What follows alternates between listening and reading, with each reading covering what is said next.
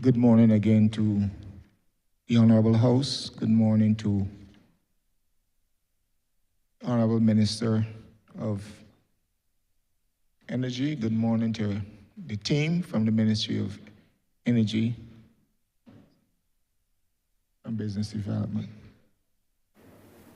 Mr. Chairman, Head 92, Ministry of Energy and Business Development, in the amount of $65,290,934.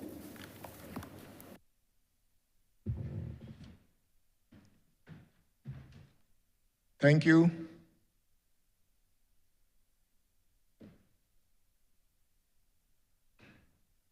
Before we begin examination of this head today, let me, for the benefit of our guests from the Ministry of Energy, as was done for all other heads, we will give direction with respect to how these sessions are conducted.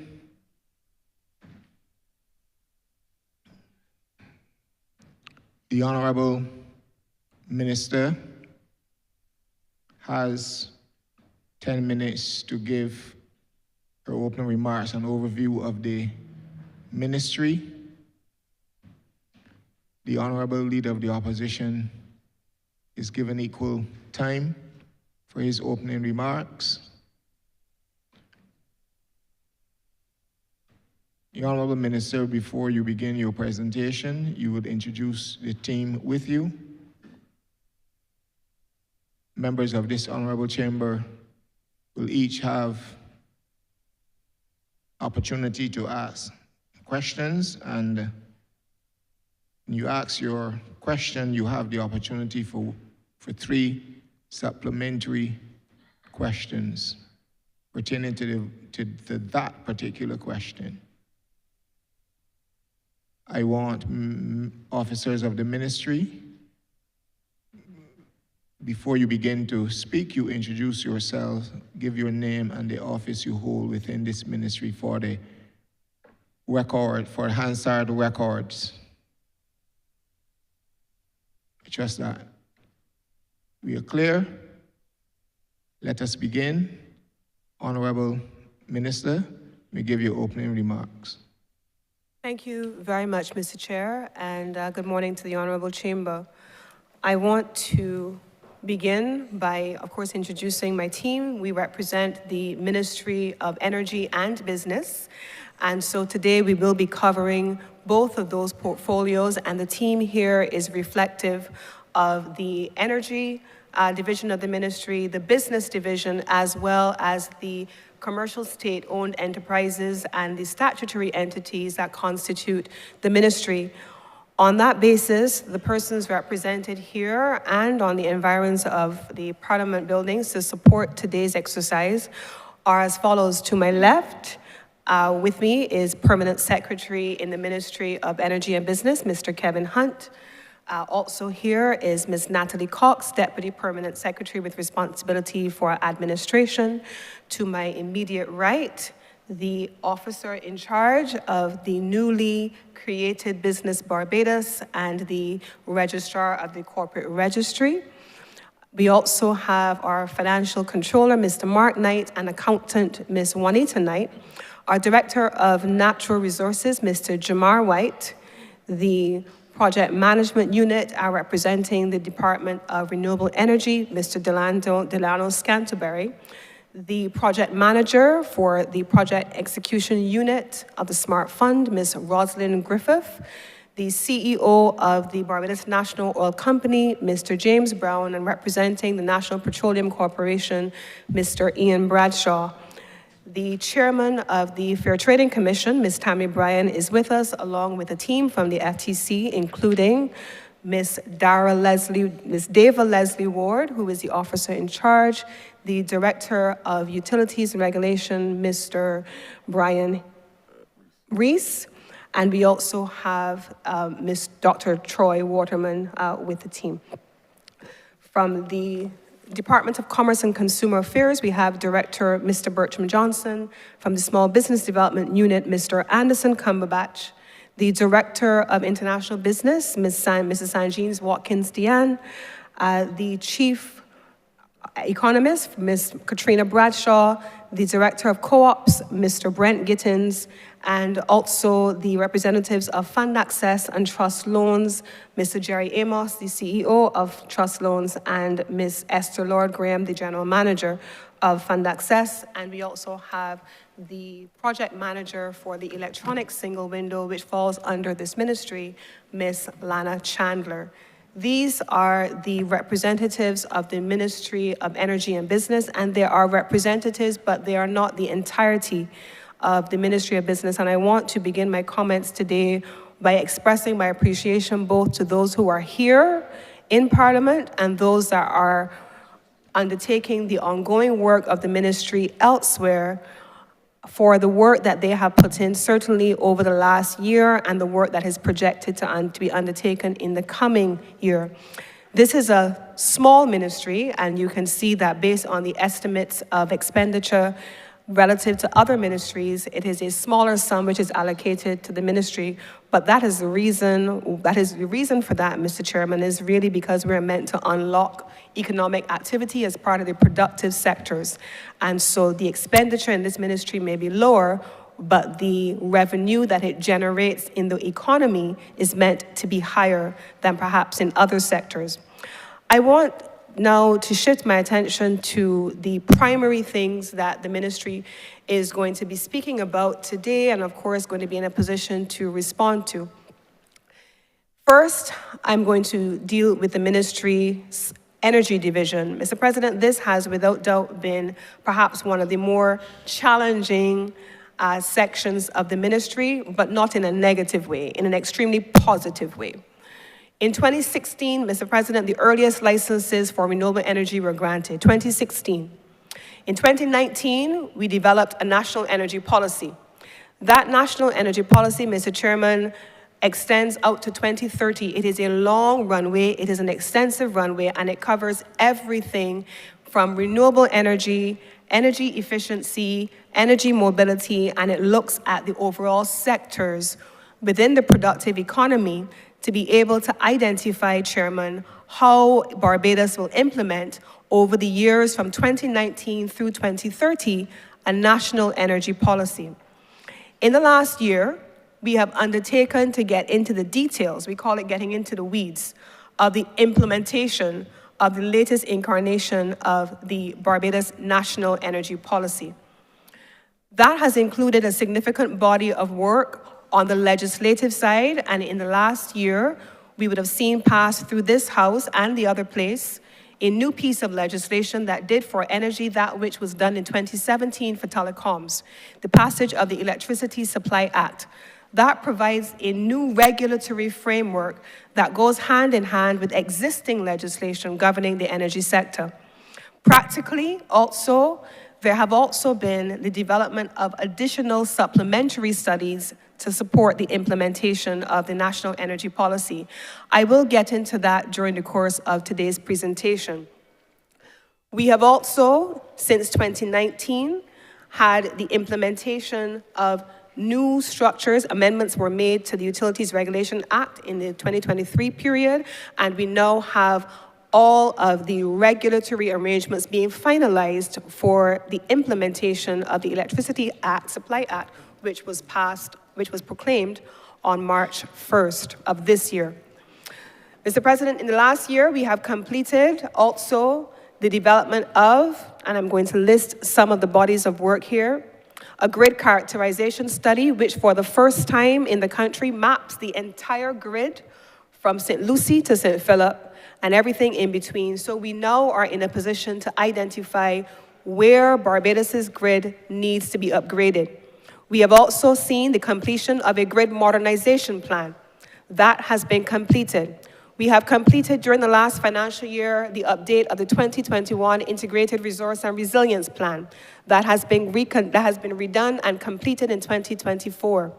We have also completed in 2024 an Energy Transition Investment Plan that maps out through 2030 and beyond what level of investment will be required on an annual basis by sector to implement the energy transition that is captured in the National Energy Plan. In the Fair Trading Commission that is here, Mr. President, Mr. Chairman, you will see also that there is a significant body of work that is expected. There is an increase in these estimates of expenditure for the Fair Trading Commission so that they're able to implement a lot of the capacity building work that is necessary.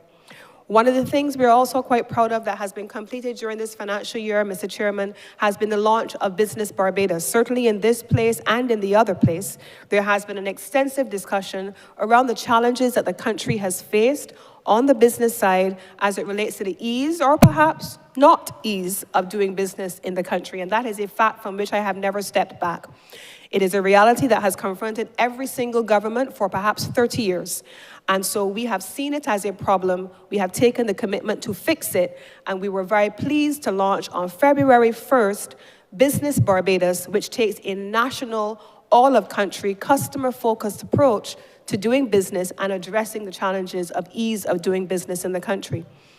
We've also, Mr. President, been very proud in this last year as well of the continued rollout and the expansion of the financial literacy program. We are pleased, Mr. Chair, to share that we started with a limited number, a single-digit number of schools which had been onboarded, especially in the youth space, to address the rollout of the financial literacy program. Effective September of this year, we will have 55 schools onboarded with a financial literacy program.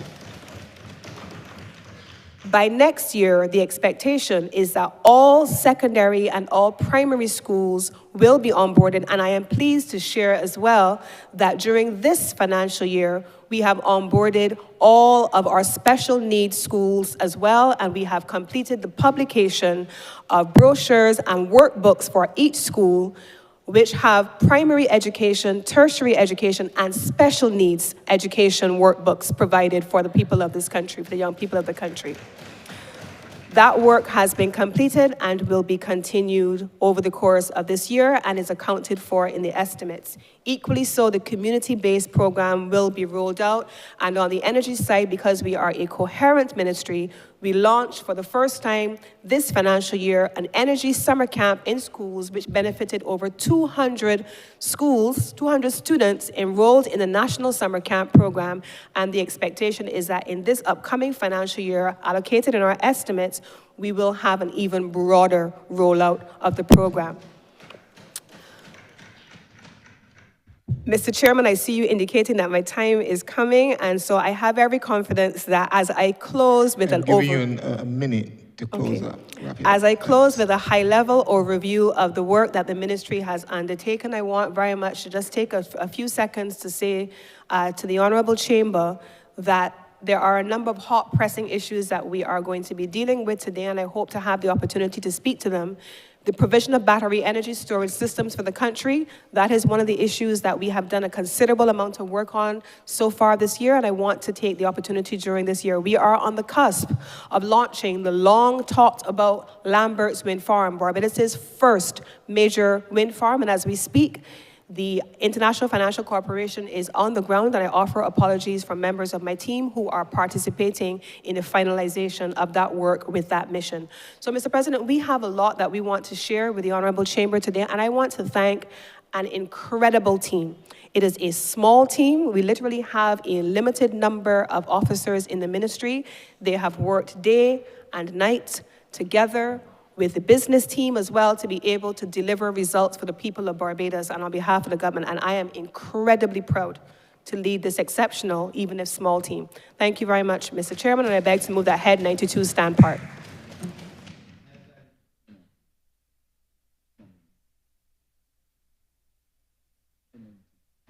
Therefore beg to move, Mr. Chairman, that Head 92 stand part.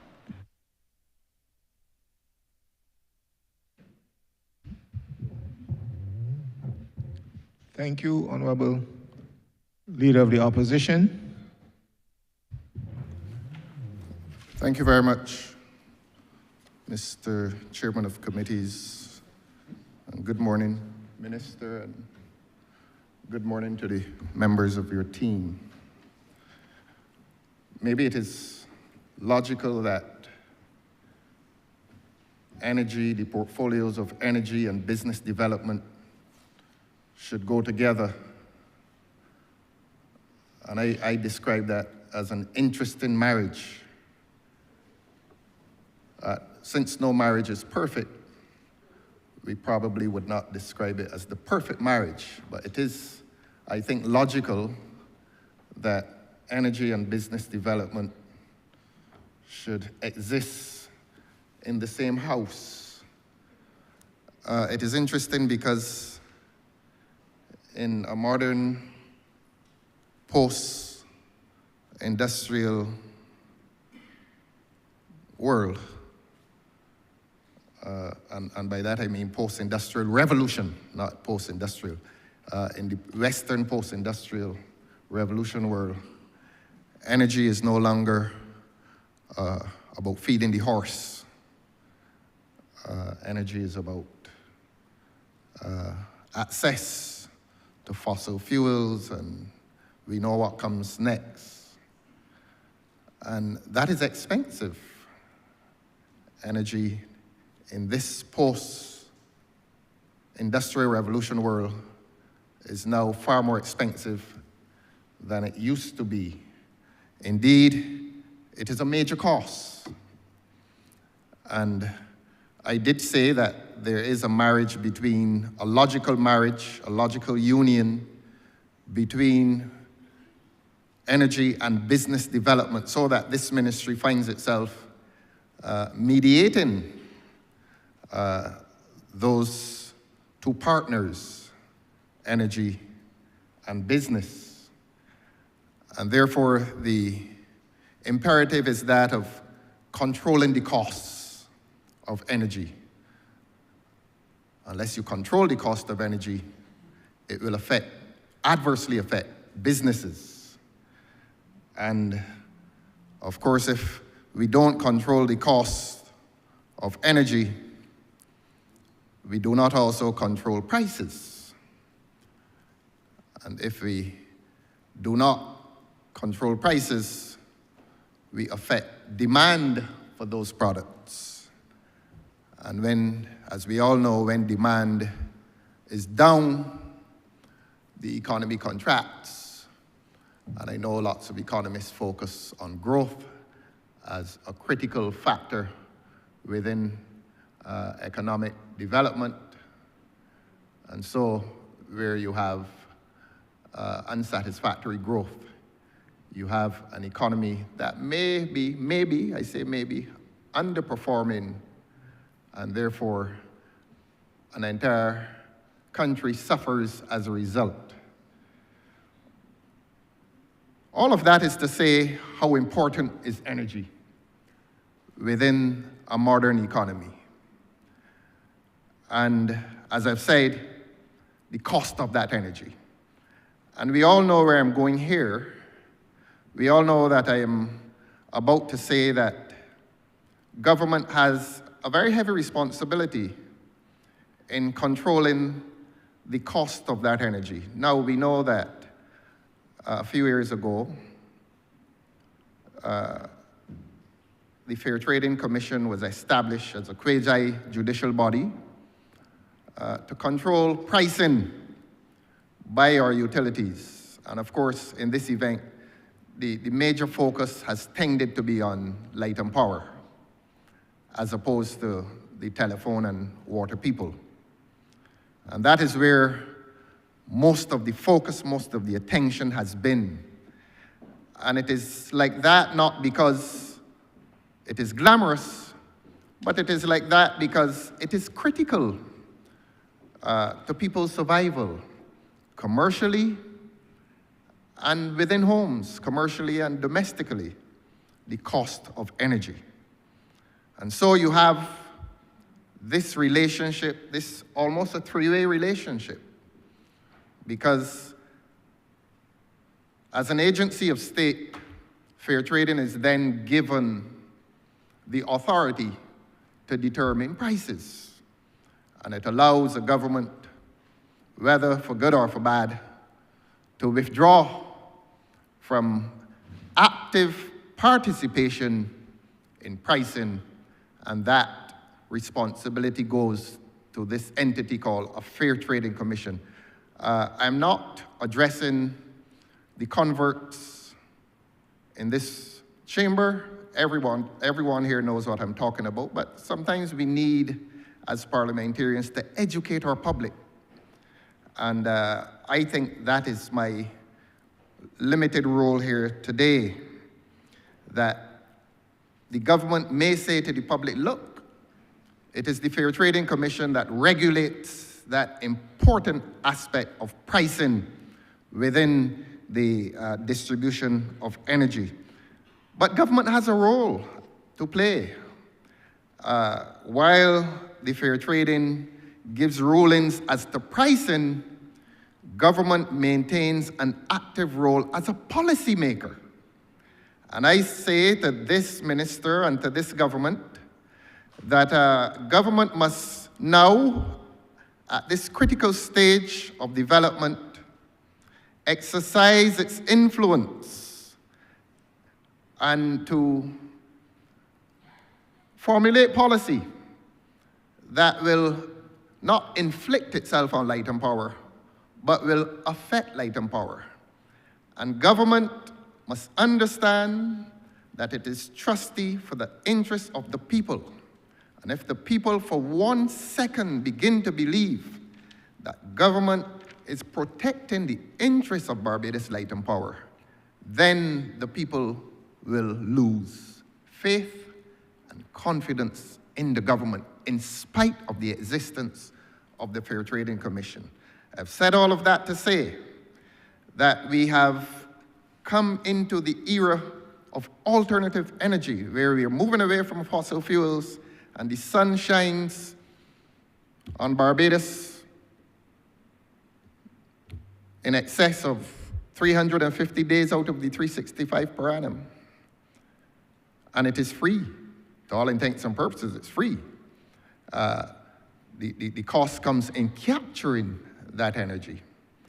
And I want to say that the people of Barbados must now be extremely disappointed that after the promises of the government about this magical year 2030, that too many Barbadians are now being deprived of access through solar energy, through the intended purchase of photovoltaic systems. Too many Barbadians feel that they are deprived of access to that 4-letter word, and it is a pleasant 4-letter word, the grid. Too many of us do not have access to the grid. And they will say that there may be corporate and private individuals who enjoy the privilege of access. And that is not a satisfactory state of affairs. The rain falls on the just and the unjust, and so does the sunshine on the rich and the poor, and their roofs. And so this government must now be encouraged to move closer by its policy to a situation in which every citizen, every house top, every roof in this country can have a photovoltaic system and can have cheaper energy. And I say that is domestic and corporate. We heard an honourable minister in here yesterday lamenting that one of his favorite projects is yet unable to gain access to the grid, and that they have been unable to install those photovoltaic systems. And that is evidence, Minister, as to the state of things in this country. I don't say the state of play. This is not about play. This is serious business. This is people's opportunity to lower their bills. This is people's opportunity to be able to spend the thousands of dollars that they spend yearly on electricity, and to spend far less on electricity and to spend far more on their children's books and their food. The cost of energy, the price of energy, beyond cost, the price of energy in this country is horrendously high. And all the responsibility must not be placed on a Fair Trading Commission. As I've said before, the Fair Trading Commission is a regulatory body. The government is a body that creates policy. And the people of this country are requesting of this government a more aggressive policy towards cheaper electricity prices. I will say more on that. Your Honor, I don't know if I've exceeded my time, but you're so kind, you normally give me an extra minute, and I will take it, and go to international business, which we can describe that as the quiet sector, and this ministry presides over the prospects of international business. I said it is quiet because most Barbadians don't understand the large contribution that the international business sector makes towards the treasury of this country. Those details will come later. But let us continue not only to protect that sector, but to promote that sector. I was here for the debate on the Business Barbados legislation. I had my deep concerns. I continue to have my deep concerns, except though that Foreign Affairs, the Ministry of Foreign Affairs may wish to busy itself in terms of, I'm a little curious. Well, let me complete the sentence. The Ministry of Foreign Affairs may need to busy itself in terms of its activity in attracting more international business to this country. But if we are to stay competitive, and it appears that we are not quite as competitive as we need to be. And Your Honor, I see you pulling the microphone, so I will say those are my submissions, and I will express deepest gratitude to you for the additional 30 seconds that you gave me. I'm obliged to you, sir. Thank you, Honorable Leader of the Opposition. We now move to the honorable members. Honorable Member for Christchurch West Central. Thank you, Chair, and welcome, Minister, and your staff. I will go straight to questions. We as a country, we have said that to our people and to the rest of the world, that by 2035, the least, we will transition in such a way, with your ministry leading the charge, to a fossil fuel free or as carbon neutral as possible country. Minister, we know full well that the energy sector produces about 80% of the total carbon dioxide as a greenhouse gas that is produced as part of our NDC report, 1.6 million tons or so.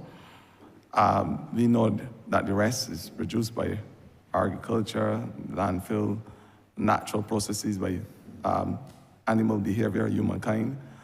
But, Minister, I know that you would have done a series of things in your ministry and put systems in place so that we can transition by the year 2035 to have Barbados as fossil-free as possible, recognizing, of course, that the world over has said that this is the way how we will be able to mitigate and combat the vagaries associated with our climate change crisis. So you can tell us what your ministry is doing and how much success you have been having so far. Thank you. Thank you very much, Chair, for allowing me the opportunity to provide a response. Now, in 2023, we started the process, Mr. Chairman, with the Sustainable Energy for All entity, which is led by the Assistant Secretary General for the Special Advisor to the UN Secretary General for Energy. And interestingly, next week here in Barbados, we presently have close to 1,000 people from around the world coming to Barbados to be able to participate in the Sustainable Energy for All Global Forum and to culminate the work that they have been doing with us since 2023. We have simulated, as was asked by the Honourable Member just now, what it would cost, and it dovetails with the points just raised by the Honourable Leader of the Opposition. We've simulated if Barbados were to continue on its current trajectory, what we call a business as usual scenario. What would be the cost to the country? How will it impact the country in all of its sectors? If we were to push the implementation of a phase out of fossil fuels by 2030, what would that cost the country? And sector by sector, what would need to happen? We've simulated that as well for 2035. So in this ministry, we can tell you what it would cost either if we stay and do nothing, if we phase out by 2030, and if we phase out by 2035. We can tell you that the largest consumption of energy, specifically in terms of the fossil fuels and the transition to renewable energy, will come from transportation as the largest sector. And it is the reason why under this ministry, you will see that the financing arrangements for the electric buses has been facilitated to allow for that to take place. Buildings, residential and commercial, we have an extensive program to retrofit government buildings already that has been executed under the Smart Fund 2 program. And I want to be able to recognize for a moment someone I forgot to mention earlier, Ms. Claire Best, who is the person who has led and anchored on the Energy Transition Investment Plan, the industry sector, and then followed by the agriculture sector. Those are the hardest to abate sectors, and all of those sectors are accounted for in the simulations for business as usual, 2030 and 2035. We've also looked at the fuel import bill. In 2024, Mr. Chairman, we saw close to $1 billion of imports in fossil fuels. If we were to remove that $1 billion of imports in fossil fuels, Mr. Chairman, save that foreign exchange, and to capture the renewable energy sources from the sun, the wind, we would then be able to reallocate those resources to other social purposes in the country and to be able to benefit Barbadians not just by the lowering of electricity costs, but by government's expenditure being reallocated to social service sectors. And so there is a compelling reason to be made in every which way we look at it for Barbados to make the transition that the Honourable Member asked about and the Honourable Leader of Opposition spoke about, and to be able to do so in a systematic way that is phased and scalable. Now, as I close, I know I just have limited time to answer that particular question. I just want to also point out that we've also simulated what we call the last mile. The last mile of anything always is the hardest. Honorable Minister, I don't recall saying it, but you do have 5 minutes to answer your questions, not the 3 minutes, as is the case with the officers, but you have 5 minutes to answer. Okay, so I wanted to be able to introduce that we have also simulated not just the investment needs, but the socio-economic needs, people. A central part of our energy transition investment plan and the transition to green sources of power overall is what we call a just transition. How do people factor into this mix? And so this is a government that has launched the Homeowners' Right to Renewable Energy program. And we currently have individual homeowners who have indicated an interest in having access to renewable energy incorporated into the overall commercial and residential mix for this transition. So there is no exclusion at all for this government, for people. And so I want to pause here for a moment and invite Ms. Claire Best, who has anchored the work on the energy transition plan, to be able to share a little bit more on where we are going in terms of the transition as was raised by the Honourable Member.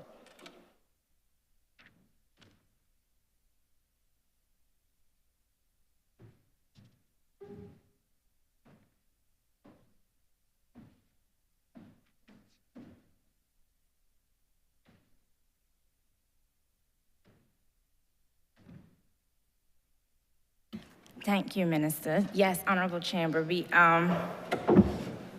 oh, yes, me. I am Claire Best, Chief Project Analyst in the Research and Planning Unit at the Ministry of Energy and Business in the Energy Division.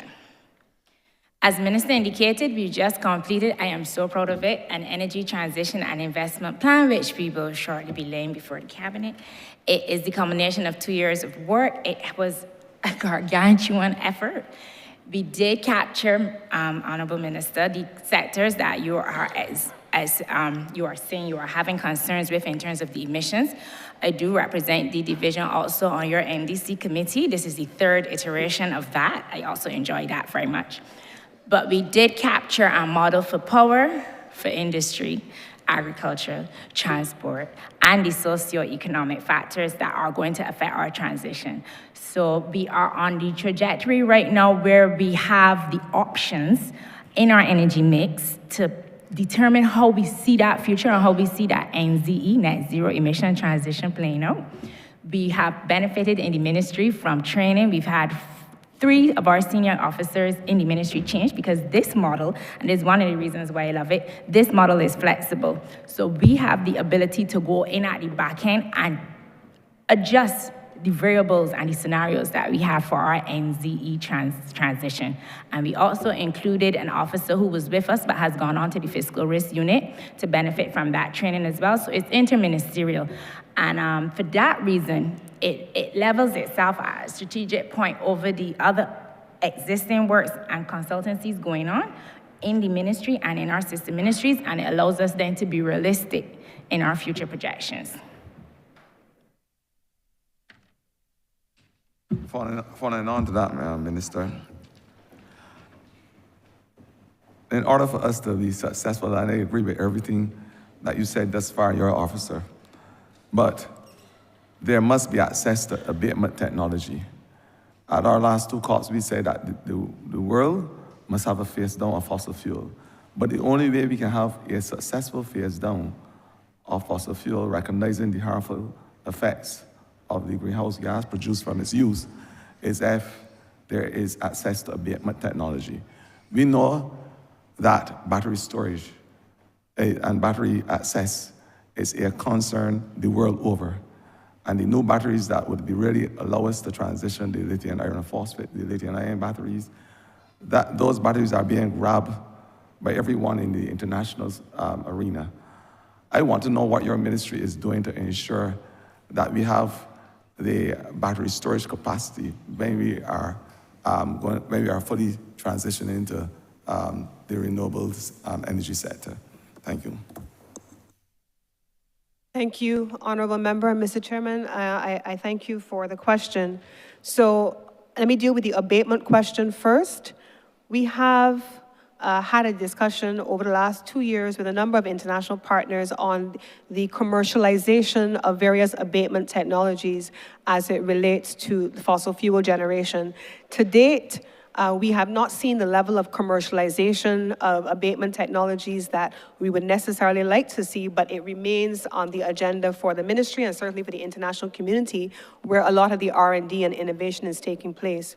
Now, on battery energy storage systems, Mr. Chairman, last year, I believe we heard that Barbados was moving towards competitive procurement for battery energy storage systems.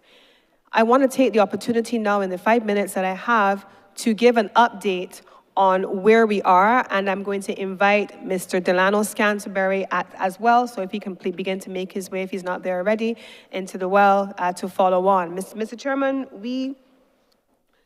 in our initial legislation, in our existing legislation, I should say, prior to the Electricity Supply Act, there was no provision in any of our regulatory or legislative arrangements for storage to be brought onto the grid in the same way that we are proposing to have it done now because of the challenges of access to the grid and the grid being locked. We currently have 107 megawatts on average on the grid. The grid really ought to carry only 100 megawatts. And so that is a mix. Our grid initially was made for fossil fuels. It has been adapted over the last few years to allow for the blending of fossil fuels and renewables, specifically solar PV.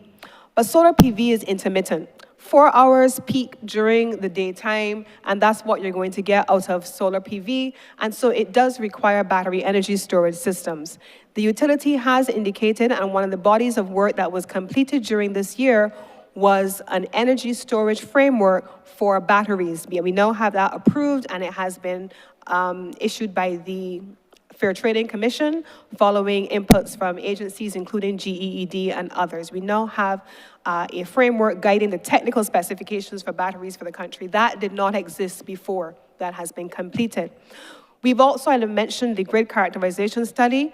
We've done that on the transmission lines. So now we know that the first battery energy storage system projects will be on the transmission lines in the country, and the second phase will be on the distribution lines. And we know that by having mapped out the grid.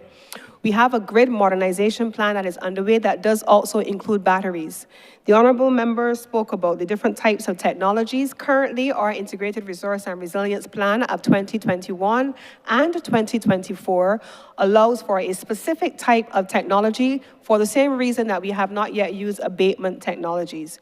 They're all not yet commercialized, and not yet widely commercialized, I should say. And so our Integrated Resource and Resilience Plan allows for lithium-ion batteries specifically to be used 4 hours or 4-hour equivalent batteries. That is what is proposed for Barbados. And so where are we now specifically?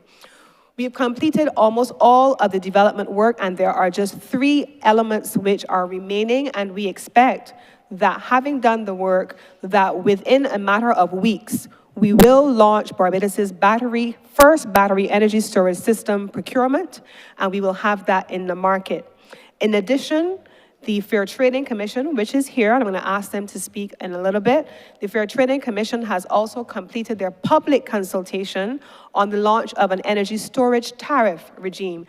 That will allow for persons who want to have their own battery systems and who have solar PV to also make an application for battery energy for their own energy storage systems. And so there will be at least 2 pathways being implemented in parallel, large systems, smaller systems, so that Barbadians and the Barbadian community, business and residential customers, can have access to battery energy storage systems. But I'm going to ask Mr. Delano Scanterbury, who along with Ms. Destiny Gay and the Director of Renewable Energy, Mr. Brian Haynes, have been leading on this work. And this is new for all of them. Barbados is doing this first, and I really want to celebrate this small team. Delano? Good morning. Thank you, Minister. My name is Delano Scanterbury. I am the project director in the project monitoring and coordination team. As Minister said, we have engaged on a competitive procurement in regard to 60 megawatts of battery energy storage systems. We would have launched a request for information that would have taken place in November of 2024, and we would have seen around 69 entities would have downloaded the documents. We would have received from approximately 11 companies, some 39 projects that have a capacity of 404 megawatts of battery energy storage. We are now in the final stages, as Minister would have said, of dealing with the request for proposals. Only last week, we would have had a 5-day workshop with RELP, who are our transaction advisors. They are the Global Renewable Energy Mass Adoption Program, and their assistance is provided free of charge to the government. In that regard, we would have met with all the main stakeholders, and we would have been tying up the request for proposals, which we expect to be launched sometime at the end of this month or early in April. To that end, we then expect that we would have the bids that would come in, and we would be looking at developing and coming to an evaluation of that. But during the course of the last year, we would have seen the development of a grid characterization study, which was critical to determining where on the grid we would require interconnection of battery energy storage that will be utilized by the prospective bidders to determine where their projects go, as this will not be site-specific. To that end, we would like to see, obviously, the stabilization of the grid. We believe that the energy storage tariff would assist greatly in that endeavor, and I'm certain the FTC could speak more to that. But we are progressing, and we hope to have battery energy storage on the grid as soon as possible. Thank you. Thank you, Delano. Mr. Brian Reese from the Fair Trading Commission, please, on the ESD. Good morning, everyone. Chairman, and Minister and all, thanks for the opportunity to speak on this matter. Specifically, as far as the EST is concerned, the EST augments the opportunities for Barbados to establish and implement battery energy storage on the grid. As the Minister has very adequately explained, the need for battery energy storage. Excuse me. I'm sorry, Officer, my you- apologies. I am Brian Rees, the Director of Utilities Regulation with the Fair Trading Commission. Thank My you. apologies. As I was saying, the implementation of the battery energy storage systems through the energy storage tariff will augment the competitive procurement auction that is being implemented very shortly, as the Minister mentioned. It assists the grid in terms of the addition of the variable renewable energy onto the grid, because as was mentioned before, the grid was really designed for a more historic, more fossil fuel-based system. As we advance with variable renewable energy, the grid needs to be able to not only access the input from those VREs, the variable renewable energy systems, but be able to store it at times when they're no longer available. The beauty of the EST, though, is that it then allows the smaller participants to be able to implement systems at a level below the utility scale battery energy storage systems. A bit of history is that the energy storage tariff framework was established in 2023. We did have consideration from the prospective installers that they wished for us to consider how the compensation package was rolled out. We have taken that on board. We, as was promised within the EST, conducted the review inclusive of public participation through a consultation, and we're now in the process of determining what will be the revised energy storage tariff for up to 1 megawatt to, as I said, allow for those smaller installations to take hold as well, and to, as I mentioned before, augment the grid as it is planned for the future.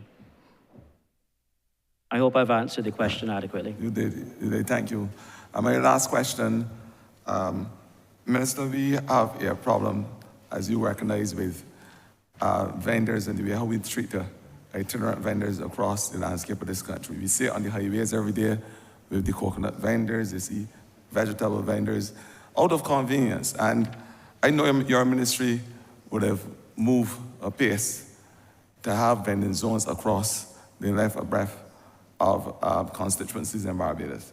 The good people of Christchurch West Central have asked me today to ask you, because we have a number of visits to certain specific locations, and they are asking, when will this happen? What is your intention to have these vending zones as the new deal for persons who are interested in having a tangible stake in this country as business persons and entrepreneurs? Thank you. Thank you for the question. Chairman, it's an important question, not just because I believe several years ago in a different incarnation, I sat on the select committee that created the vending zones and created the vending legislation as part of a public process. And so I'm vested in the implementation of the vending zones from that perspective long ago. Now sitting in the chair as the minister, I know that there is a concern in many instances, I believe among all of the colleagues in the chamber, that the vending zones needed for their constituents and across the country need to be implemented. I wish to update that just this week, we held a dedicated meeting with all of the various agencies, including the Urban and Rural Development Corporation, to be able to map out across the country urban and rural areas where the zones will be located, where they have not yet been identified. I want to thank all of the honorable members who have been submitting to the ministry your respective locations as was requested as part of these estimates of expenditure.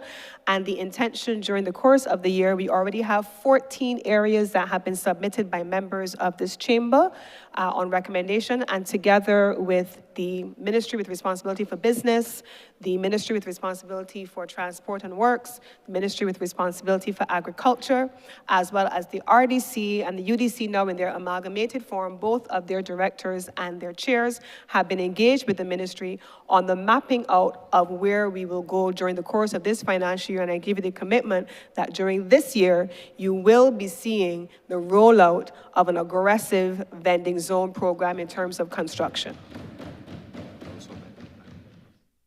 We also met with the planning department, PS is reminding me, but I want to invite Mr. Anderson Cumberbatch, who has been anchoring this project, to add any additional details. Anderson?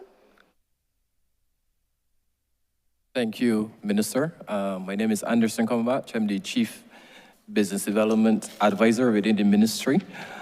Just by way of background information, we would remember that the vending program is part of a wider national initiative to decriminalize vending, promote vending as a viable employment option, and create safe vending zones, both for the vendors as well as those patronizing the vendors. As Minister would have indicated, we would have had some logistical challenges and so on, but those have been worked out. We now have a framework with which we are now able to deliver in a timely manner. And in a matter of weeks, we would be able to execute this program in a way that I think Barbados would be pleased with. Only yesterday, we would have visited some of the additional areas and so on, and now we are able to deliver on this project in a very expeditious way.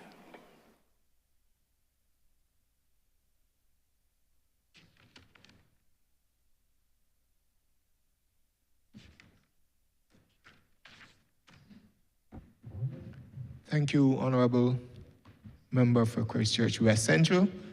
Honourable Member for Christchurch West. Thank you very much, Mr. Chairman. Good morning to you, Minister, and to your team. I'm going to start where the previous minister, well, but one, ended, and it has to do with storage. Clearly, there are other forms of storage, not only battery storage, but also hydrogen can be used as a mode of storage. And as I see that you've been in the press talking about this new and innovative hydrogen storage that has planning permission. And I would ask that you elaborate for the benefit of the country, because clearly there's nothing like it in the region. And we are anticipating and looking forward to seeing when we can have hydrogen storage in Barbados. So if you could elaborate for the benefit of us all. Thank you. Thank you very much, Mr. Chairman. Barbados is now, we've just launched, I believe last week, Barbados' first hydrogen cell project. This project uses a combination of solar PV, it uses battery energy storage systems for short-term storage and hydrogen for long-term storage. And why that is important is because long-term storage lowers the cost of the energy. If we use battery energy storage systems alone for short-term storage, I believe in an earlier intervention I mentioned that that's 4 hours of storage. But the intention here now for this particular project, it is what we call a fixed capacity project. This fixed capacity project then becomes, in effect, an extension of the grid by blending short-term with long-term storage. The fuel cell is being sourced by HDF. The entity is a partnership with Rubis, which is an indication of the transition of existing fossil fuel majors now moving more aggressively into the renewable space and having a commitment to that net zero transition. RSB and HDF France, just a few weeks ago, their principals were here, and I'm proud to share that not only have we launched the project, we have approved the license, and they have completed their PPA, power purchase agreement negotiations, but we have also agreed with the principals that given that it is a new area for Barbados, that one of the things that we're looking for in collaboration with the principals is capacity building, skills development, and the development of regulatory support, and they have agreed that together with the entity, they will be supporting the development of capacity with the Fair Trading Commission in hydrogen cell technology for regulation, and also for the development of skills capacity building in country, so that in the same way we saw the development of solar PV installers and a small business sector emerging from Barbados's transition into the solar PV space, equally, we want to be able to see more and more small businesses, more and more Barbadian businesses evolving into these new evolving technologies to support an overall energy transition that is not only limited to solar PV, but all technologies, including hydrogen. Thank you very much, Minister. And of course, this also gives the opportunity for export of energy, because hydrogen being then stored as ammonia then can be used for export, but that may be for another time. I would now like to move to my second question, Minister.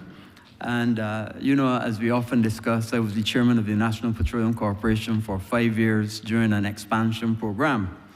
And at that time, we were able to almost double the number of people that were connected to the National Petroleum Corporation natural gas grid.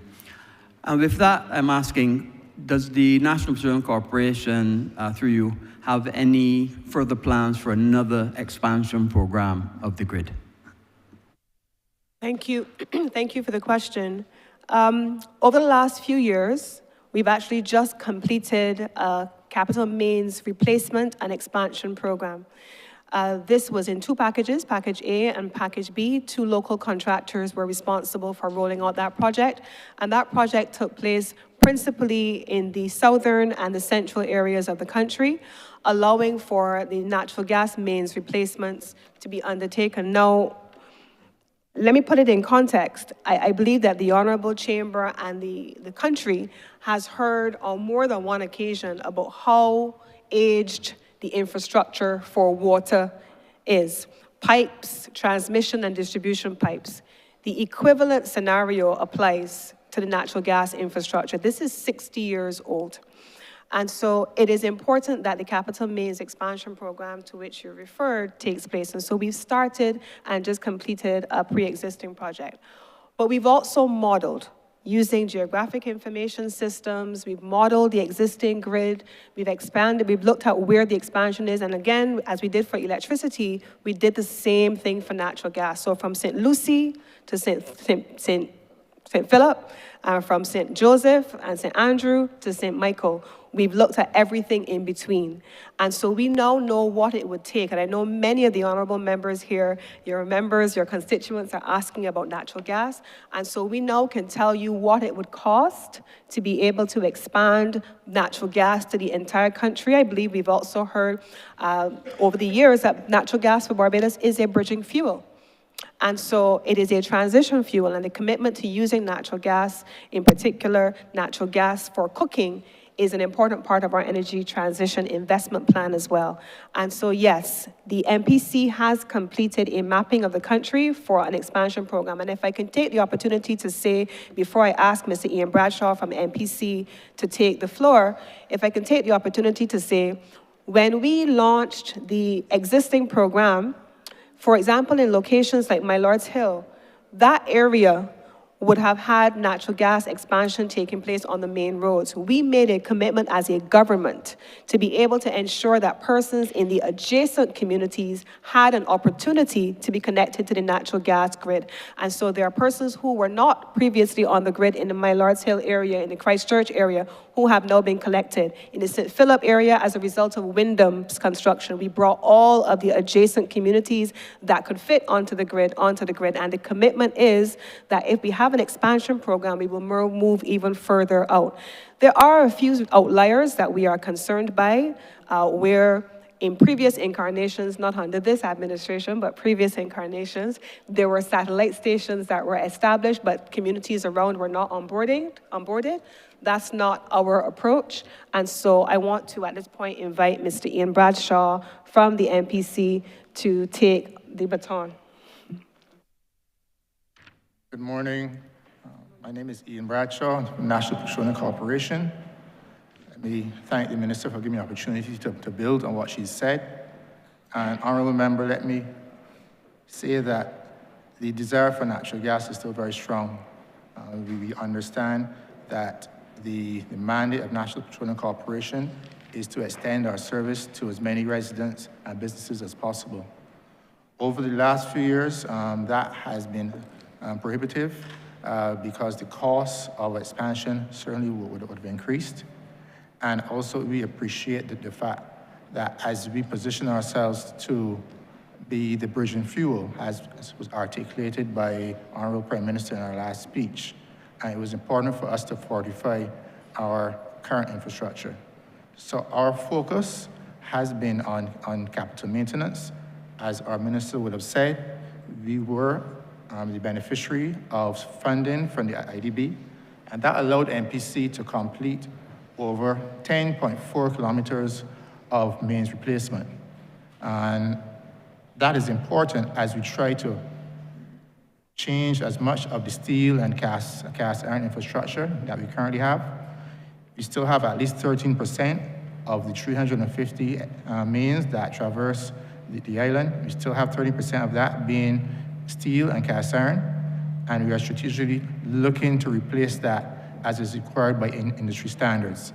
So we've been forced to balance the mains replacement and maintenance with also looking to create any opportunities where we can expand the grid. And how we've done that, we've collaborated with private contractors and state-owned entities wherever they were creating new housing opportunities. We took the opportunity to work with them to provide the service to as many businesses and residents of Barbados. I can name the areas of White Park Road where we worked. We could also speak to the areas of Webb Hill in St. Philip, and we are currently working in the area of Moores Bottom in St. Andrew too as well. So we'll continue to look for these opportunities to expand the grid and give more and more residents the opportunity.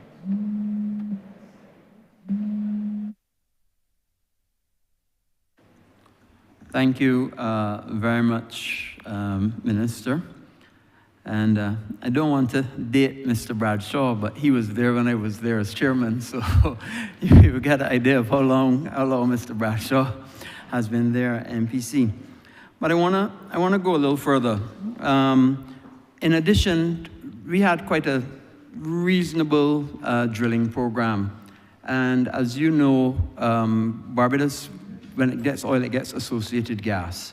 And that gas is what we use for the National Petroleum Corporation because we had a drilling program. It's unfortunate that the last administration before us brought those drilling programs to an end, and therefore we've not benefited from the associated gas that would have benefited the nation, and therefore have been relegated to importing all of our natural gas. Can you advise the country as to whether there is any intention to restart the drilling? Because obviously we'd benefit from the associated gas associated with those exploration programs. Thank you. Mr. Chairman, the honourable member has asked about the cessation of the drilling program. Barbados has approximately over 250, I believe 254 or 257 onshore wells. Of that number, I believe only 55 or so are in use. Many of them have been retired. I'm going to ask Mr. James Brown, who is here, if he can come in. That's being done under not MPC, but specifically the Barbados National Oil Company. They sit at this point in a position where they are rationalizing how to treat to the retirement of the majority of our wells. And so there is an active program which has been started since last year to give an assessment as to the status of the wells. What I can say to you is that the instruction has been given to the team before we would have a retirement program, which Mr. Brown is going to speak about, a retirement program that if you did not reach the economic value of being able to extract the cost of extraction from the wells, that was the primary basis on which they retired those wells.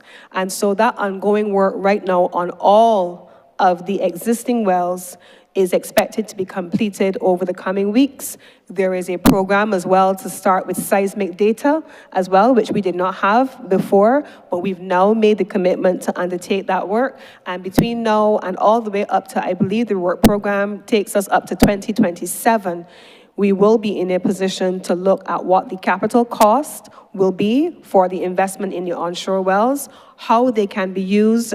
Both, the truth is there is associated gas, and so Jamar White, who is here, I'm going to ask him to come in as well. He always describes it to me as like a Coke bottle, and honorable member, you would know what I mean when I talk about a Coke bottle. When you shake it, the Coke is the oil, but what fizzes when you open the top is the gas, and so it's integrated.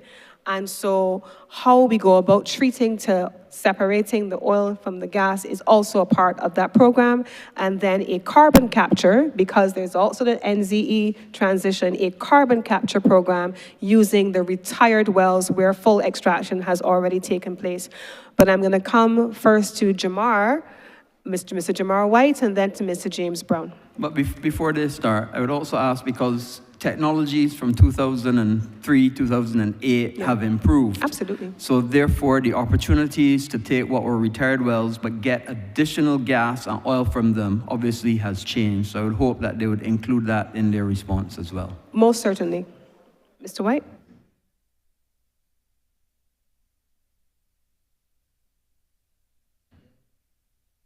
In the meantime, I'll start with Mr. James Brown while Mr. White makes his way down. Good morning to everyone. My name is James Brown. I'm the CEO of the Barbados National Oil Company. Yes, we are quite aware that there's a significant reduction in the local gas. We have been working with the National Petroleum Corporation with an attempt to try to increase this gas. Now, over the last couple of years, the production has declined to a point where now we supply approximately 30% of the gas that's consumed. We still do have the wells. We've invested quite a bit of money in the wells, and we've had a primary recovery from a lot of these wells. Primary recovery allows us to extract approximately 10% of the oil and gas in place. And now we are at a phase where now we have to implement secondary and tertiary recovery systems. We've looked at, over the last couple of years, at secondary recovery systems, and we've looking actively to implement a program where we extract some of the oil from the wells. And at the same time, we will extract the same natural gas too as well. Now, we do have wells where we would have done primary recovery in the lower part of the wells, and we've come up in the wells, and we've extracted more gas. Now, what we are seeking to do is to review the entire field. We're going to undertake a program where we will look to maximize the productivity from the wells, so increase the primary recovery from the 10%. We'll try to use different techniques, whether it's nitrogen or CO2, where we try to displace the natural gas that's in place and try to recover some of the gas that's in place. The other thing that we're looking to do too as well, where we might have looked at some of the hydrocarbons to recover, we're looking at a program where we will seek to perforate these wells, reshoot them, resensitize the wells, and try to extract more natural gas from the current wells with the attempt to try to increase more local gas production.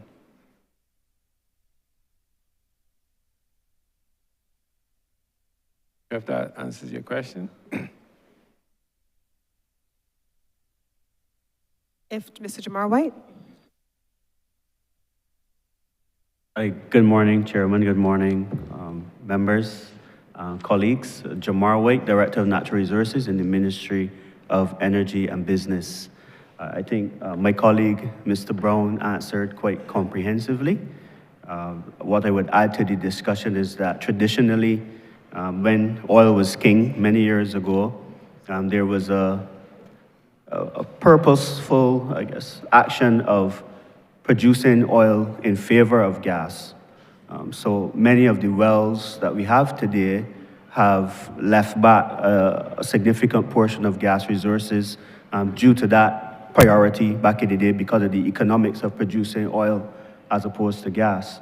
So there is now the potential for doing enhanced recovery, as Mr. Brown spoke, to extract the remaining gas reserves within those wells.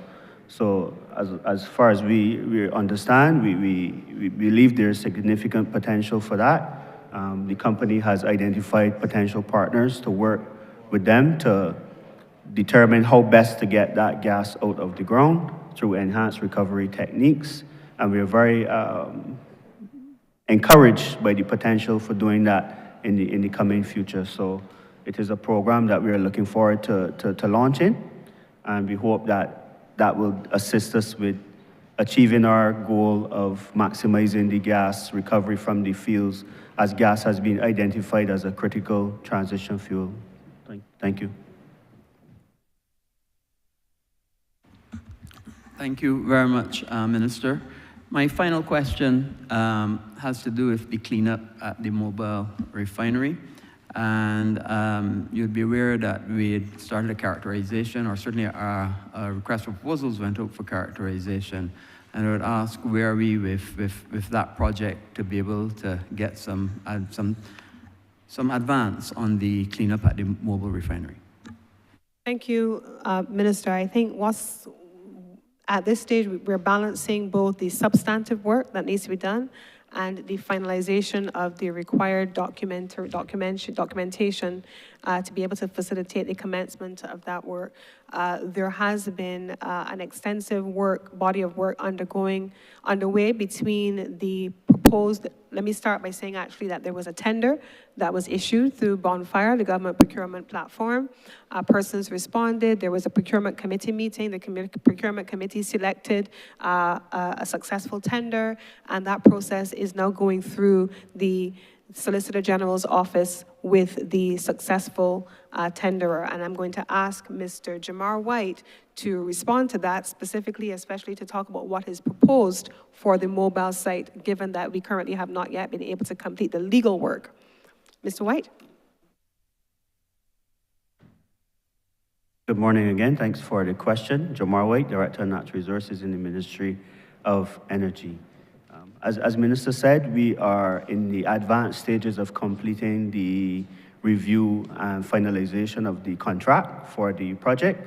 As you're very well aware, we deem the project to be very critical because we need to understand the nature and extent of the contamination in the area, and that will help to guide the future remediation of the site. And the site has been earmarked for future development, and we are treating it as a priority. So we are going through the final stages with the SG and the successful tenderer to finalize the approval of the company documents and the other legal documents that will go into the final contract, and we expect that to be done in very short order. Thank you. Thank you very much, Minister. I want to congratulate you on the tremendous job that you're doing in the energy sector and all the various competing interests all through the various departments that you are responsible for. Mr. Chair, I yield back to you. Thank you very much, Honourable Member. Honourable Member for St. Michael South Central. Thank you, Mr. Chairman. I want to welcome the Honourable Minister and her team to this chamber. Let me, so that since it is fresh in people's minds, pick up on the energy theme. And this is really quite a simple question. I posed it earlier when he was in the well to your senior minister, but I suspect that you may be better placed to address the matter.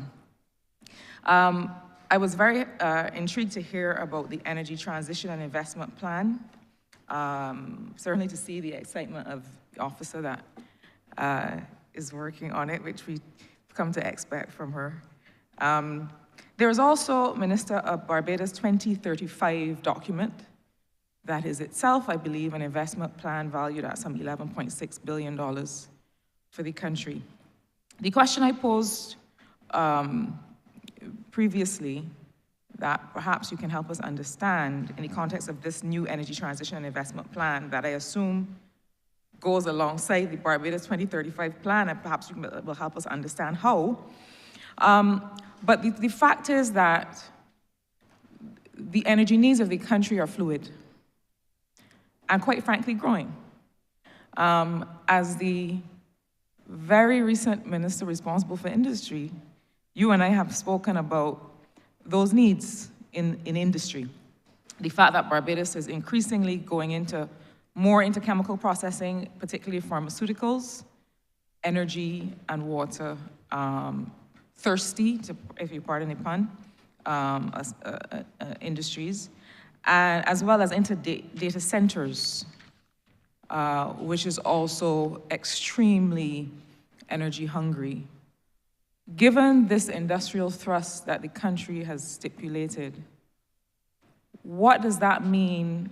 And if I can encourage you humbly and your team, there's a lot of jargon in your ministry, and when you make reference to things like NDCs and abatement technology and all kinds of things, just perhaps those listening might need a little bit of explanation. But really, how do we balance this? In practical terms, what can we come to expect in terms of what can we practically scale up on? What can we really execute in the context of industry while we have this plan for what you've termed as abatement, which essentially means how you reduce greenhouse gas emissions. So in the context of this investment, the second investment plan or complementary investment plan, what are your thoughts on what are the plans for making sure that industry has the energy required into the future?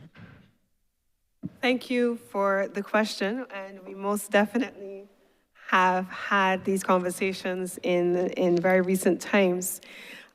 So there are two energy plans, but they are actually meant to be complementary. As a matter of fact, the first incarnation of the Energy Transition Investment Plan, once it was drafted, became the basis on which that National Investment Plan was developed. The energy component of that was then pulled from Barbados's Energy Transition Investment Plan. This is a further update. And so they're not at odds, but they're meant to be going hand in hand.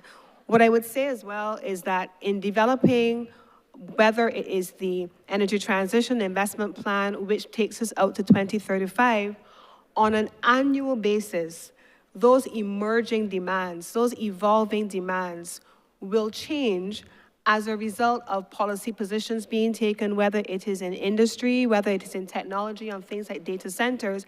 And it is important that we then are in a position not to stick slavishly to long-range planning, but to pivot in real time to make sure we have a complementary and a supplementary short-range plan. What I can tell you is that every year so far since I've been in the chair, what we've done is we looked at the forecast for the year. We forecasted demand. We've looked at every sector. So for example, with the ministry with responsibility for planning, we look at what is the public sector investment program? What is the private sector investment program? With the ministry with responsibility for housing, where are the housing developments going? And we begin to look then at the industrial sector as well, and we hear from industry, what are your development plans for the year? And on the basis of that, we begin to simulate a forecast showing what the demand is. And that then impacts on what we call the socialization of the integrated resource and resilience plan, which says, this is the energy we expect to be looking at, this is where we can draw it from, these are the existing resources, this is what we don't have, this is what we need, this is the time frame within which we can get it, and this is the projected cost. We, for example, can tell you over last year, we sat with all of the energy agencies and stakeholders and planners, and we looked at what the forecast for the year was. So we then knew that because it was hotter last year in terms of climate issues now, we saw that there was an increased demand for cooling, which meant that more AC units, more fans being used, there was peak demand. With an increased number of arrivals for tourism, the tourism sector, we saw with more people on the island, there was an increased consumption of electricity. That demand in 2023 held true through 2024.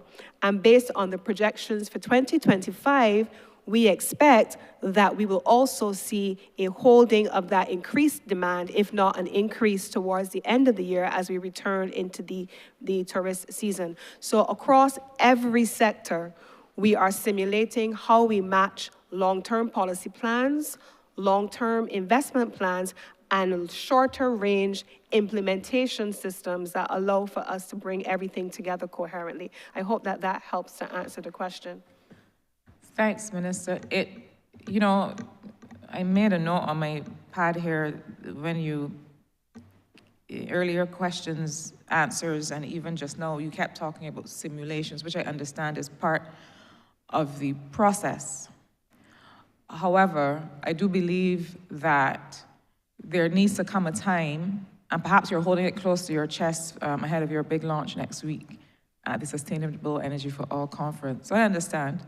But there has to come a time when we're able to say to industry, is this a practical investment, given the resource requirements?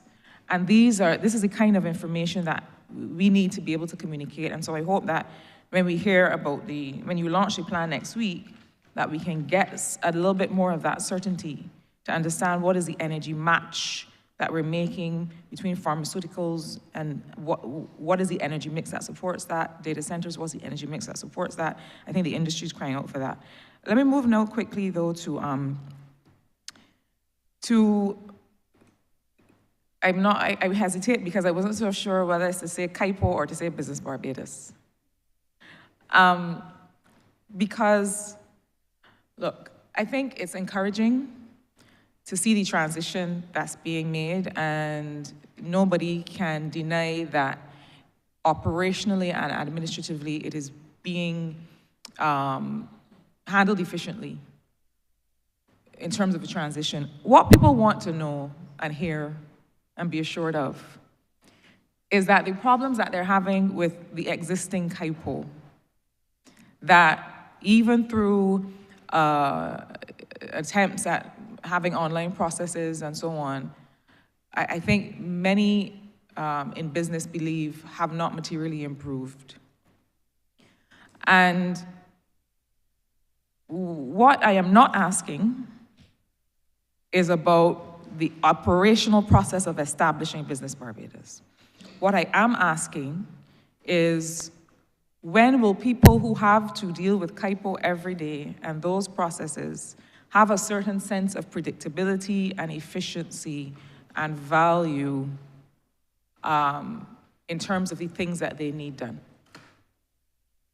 Thank you, Honourable Member. I'm going to just step back a little bit to the first question, just to say that when we started this process on the Energy Transition Investment Plan, we did meet with at the time, Barbados Manufacturers Association. We did have a dedicated meeting with them, and we asked them to share with us on behalf of industry what the substantive needs were. We had a discussion at the time also around the retirement of existing generation or energy assets.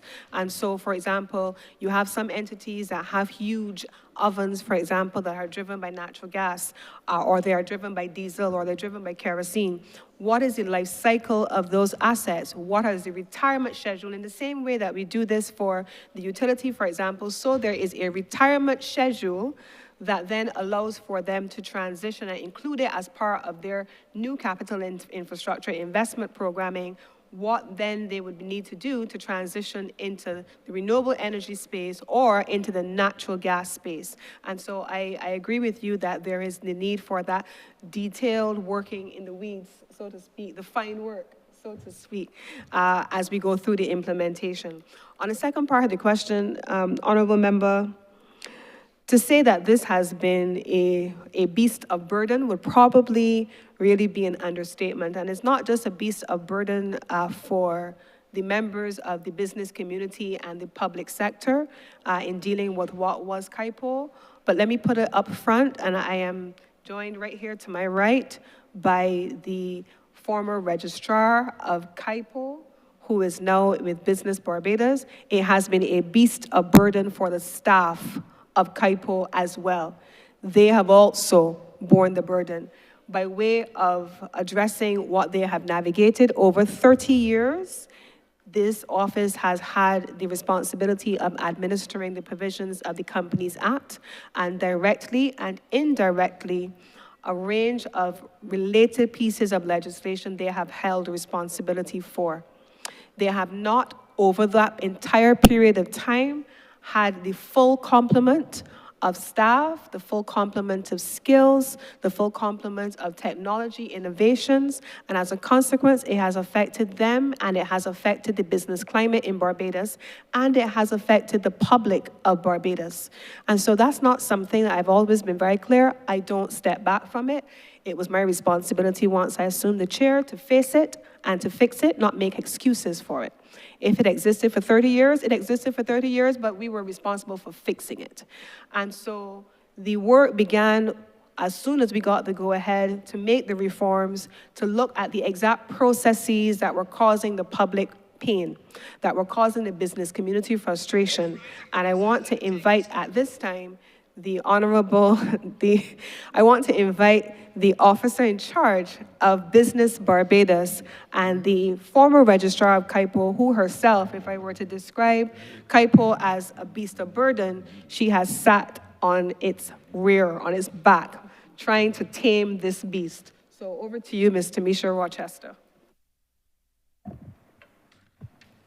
Good morning, honorable members. I am Tamisha Rochester, officer in charge of Business Barbados. And I start with the analogy the honorable minister just made in terms of taming the beast, but I don't think that it does the situation full justice. As the minister said, we know what the issues are. We are all well aware of the struggles that we have faced, and I say we, myself and my team, not only the ones from 30 years ago, but the ones now, have been faced throughout the years. The complaints, the brunt of the complaints and the fury felt on the backs of our staff, sometimes in situations where they're doing the best they can with the resources they have. So we have felt that burden. And transformation is not only looking or identifying one things that are not working and trying to fix them here and plug a gap here and stop a hole here. Transformation has to be fundamental for it to work, and it has to get to the root of what the issues are instead of putting a plaster on a sore, so to speak. So what the team has done, and a very small team under the guidance of our minister, we have looked at the transformation of what was KIPO on a whole. So not just fixing issues that have been there from time immemorial, but looking at what the country needs in 2025 to make it competitive, not only regionally, but globally. So in essence, turning it on its head, building something completely new, which has not been done before. So the team, and a very small team, has over the past year and a half, so to speak, have been working nose to the grinder, blood, sweat, and tears working to make sure that there are several work streams that have been addressed in order to bring Business Barbados to fruition. So we have had process reengineering. What is this? This is where we have looked at all of the processes that fall under the various pieces of legislation, broken them down, or for want of better words, deconstruct and reconstruct. We've identified what works, what does not work, what is inefficient, what needs to be improved, for 400 plus processes spanning various types of entities, and the different processes they have to go through. There's also been a digital team, and being very frank, the team at KIPO, our efforts have been hindered by having systems in place that are not necessarily fit for purpose, which are frustrating not only to the business community, but to the staff. So when you are working in a digital environment with technology that is not working for you, it creates more frustration than it does solve problems. So the digital had to be examined, again, in a very fundamental manner. So not only looking at what we have and where things need to be plugged to fix it, but what do we need overall for the entity Business Barbados and also to support the runnings of the corporate registry. In addition to these work streams, we have had the HR work stream.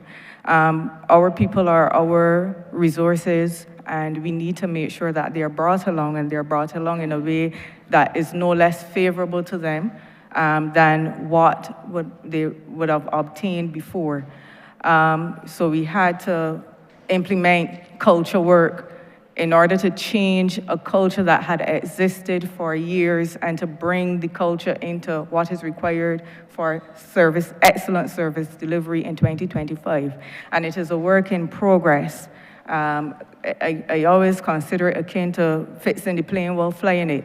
We are doing this work and we are doing our day-to-day work as well.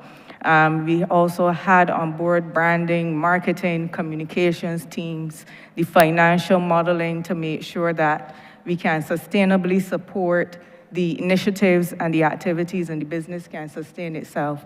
Looking at other ways in which we can bring a benefit to the Barbadian people. So what extended services can we offer? So we're not only improving on what we have done, but we are extending to bring you new services, business advisory, guidance, hand-holding, opening the customer's eyes to different possibilities, IP benefits, not only registering and leaving it there, but after you register we commercialize it.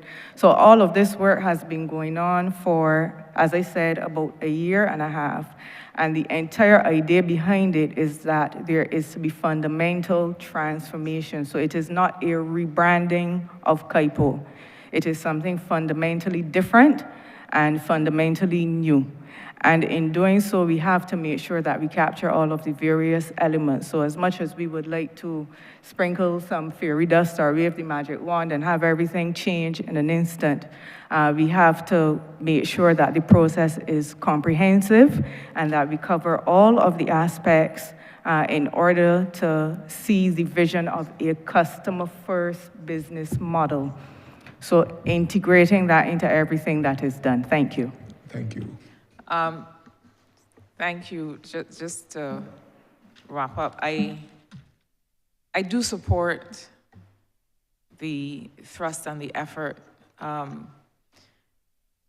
However, I fear that what was answered was precisely what I said I was not asking, which is the process, but more a sense of what people can come to expect as the impact, and perhaps that can be very quickly mentioned in consideration. My last question, which is the following. Now, when it comes to business, there is in the Ministry of Business, there's fund access, there's trust loans. We heard this morning about vending zones. In the Ministry of Industry, Innovation, Science and Technology, there is BIDC that's responsible for exports. There's Enterprise Growth Fund Limited in the Ministry of Finance. There's the Industrial Credit Fund. There's the Housing Credit Fund. There are facilities at the Central Bank. What I'm saying is that the question of business facilitation, small business development, everything we need to understand about industry from the smallest to the largest is spread across the government. One may infer what I am suggesting from what I have just described, but certainly the country, I feel, would benefit from rationalization of how these things are managed. So my question then is as follows, and even the vending zones throws up the question of administration and common standards and who's responsible for what across markets, across agriculture, across things that have to be considered by the government. But recently, Minister, as you're well aware, there's been a lot of discussion, again, from stakeholders from the market about understanding the incentive structure across industry, from small to large, understanding what is being put in place, and I'm not one of these people who believes that incentives are the only way to work to growth in a mature and emerging economy. But what I'm trying to understand is, what is the landscape of small business development? What should be the expectations of entrepreneurs from your ministry? What should the market understand about government's efforts to support small business, bearing in mind that these exist in so many different places and perhaps could benefit from some rationalization? That's a fantastic question, and I am so glad that someone asked it. I want to take a few minutes, my full time on this question, if you would allow me, Mr. Chairman. So, first of all, I agree with the honourable member entirely about the broader role of business facilitation beyond KIPO, and this is something that we've been talking about repeatedly in the transformation from Business Barbados. This is about a whole of government approach, and I want to give the chamber, and specifically the honourable member, the assurance that the commitment certainly from my own part, and I know I can count on the collaboration and cooperation of all of the other members, certainly the members of cabinet, that this has to be a whole of government approach. There are challenges, no doubt, dealing with the various agencies of government. In instances, we have challenges with one department over another, and someone asks me a lot of times, well, how is Business Barbados treating to that? And so how do you eat an elephant that is all of business, all of government, one at a time, one bite at a time? And so we're starting with the immersed KIPO that has been absorbed within the belly of this particular beast. But we're very clear that the beast is bigger than just KIPO, and it is government-wide. But it is not just government-wide either. It is also private sector-wide. And so on that basis, one of the areas that Business Barbados has also begun work on is with the private sector entities. How long does it take to open a bank account in the country to be able to undertake the kind of work and engagement with fund access or trust loans or commercial bank enterprise growth fund? How long does it take for us to get management accounts to be able to submit to these agencies to get loan access to loan capital? So what we want to be able to do, and we have had the commitment already so far from ICAB, is that together they will work with Business Barbados to identify what different types of transactions, whether it's the Housing Credit Fund or any other EGFL, any other entity, what type of information is needed, and how do we simplify the process of accessing that information? So that is a whole of country approach, not just a whole of government, but a whole of country approach. Now to the business of small business. Just last week, I'm happy to share that we have adopted at the level of cabinet a 2025 medium, small, micro, small, and medium-sized enterprise development policy and a strategy. It is brand new. So the ministry has an MSME policy and an MSME strategy. It allows for us to build on work that was started. The last MSME policy was in 2016. That 2016 policy was updated in 2020, but in between there and now, we've had COVID. We've had all different types of scenarios that have changed the way in which businesses operate and the things that businesses need. And as a government, we've been committed to treating to those things. Also, under the ministry, in these estimates of expenditure this year, you will see increased allocations for the business support organizations that fall under the ministry, so we can focus on institutional development, specifically for the Small Business Association, which has been leading the charge for as long as all of us can remember. There has been a Small Business Association, an increased allocation for the Barbados Coalition of Service Industries to be able to develop a dedicated approach to supporting the services sector. And also you will see that there has been work undertaken. You may not see it in full in the estimates, but certainly in the reporting, you will see under fund access and trust loans, an expanded program of development, which also includes financial literacy and support being provided to the various small business entities and to entrepreneurs. During the course of this year, within 6 months, we will have an implementation roadmap for that MSME policy, which identifies for me, and I believe, like the honourable member who just spoke, what is not monitored is not done. What is not measured is not done.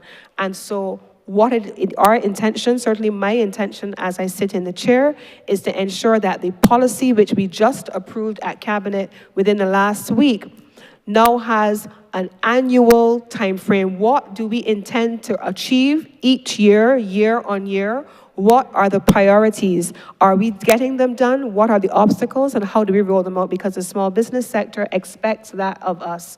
And so the MSME policy now gives us a broad national framework to provide the kind of support that the honorable member has asked for, and the increases in allocations to the business support organizations under this entity provide us with institutionalized support for the implementation of this MSME policy and strategy.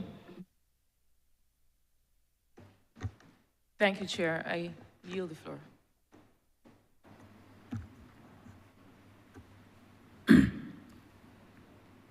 Mr. Chair, I beg to move that you now report progress to His Honor the Speaker and beg for leave to sit again. The question is that they do not report progress to His Honor the Speaker and beg for leave to sit again. All honorable members in favor, say aye. Honorable members against, say no. Methinks the ayes have it.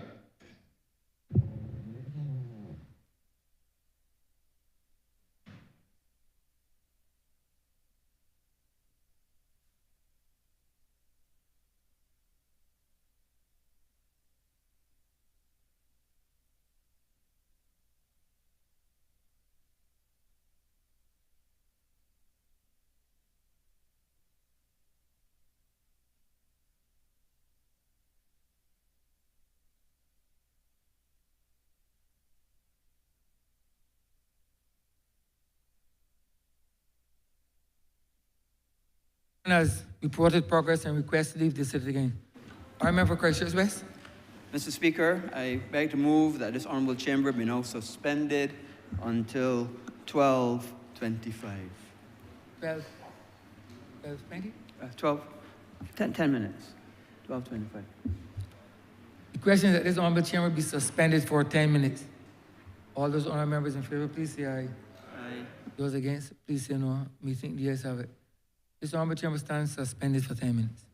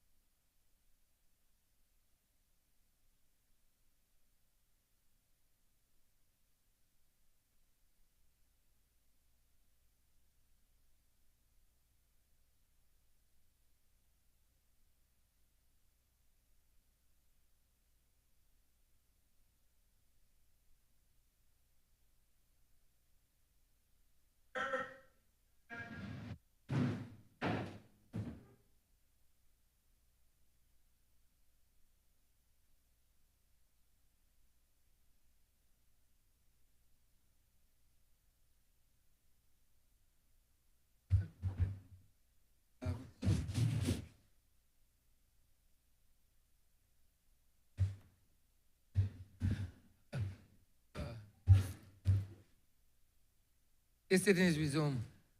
Prior to the suspension, this House was in Standing Finance Committee. We return to Standing Finance Committee.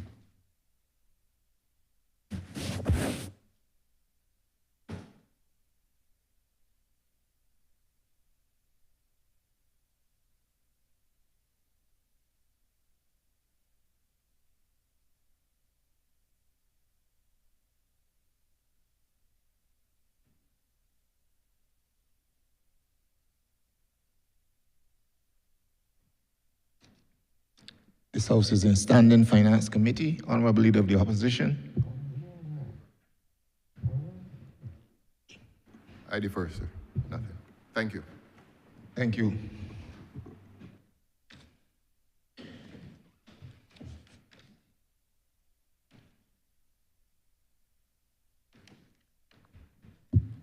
Honourable Minister,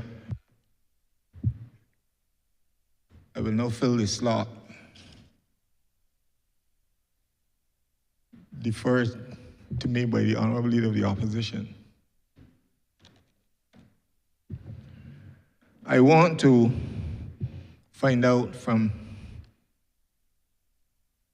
you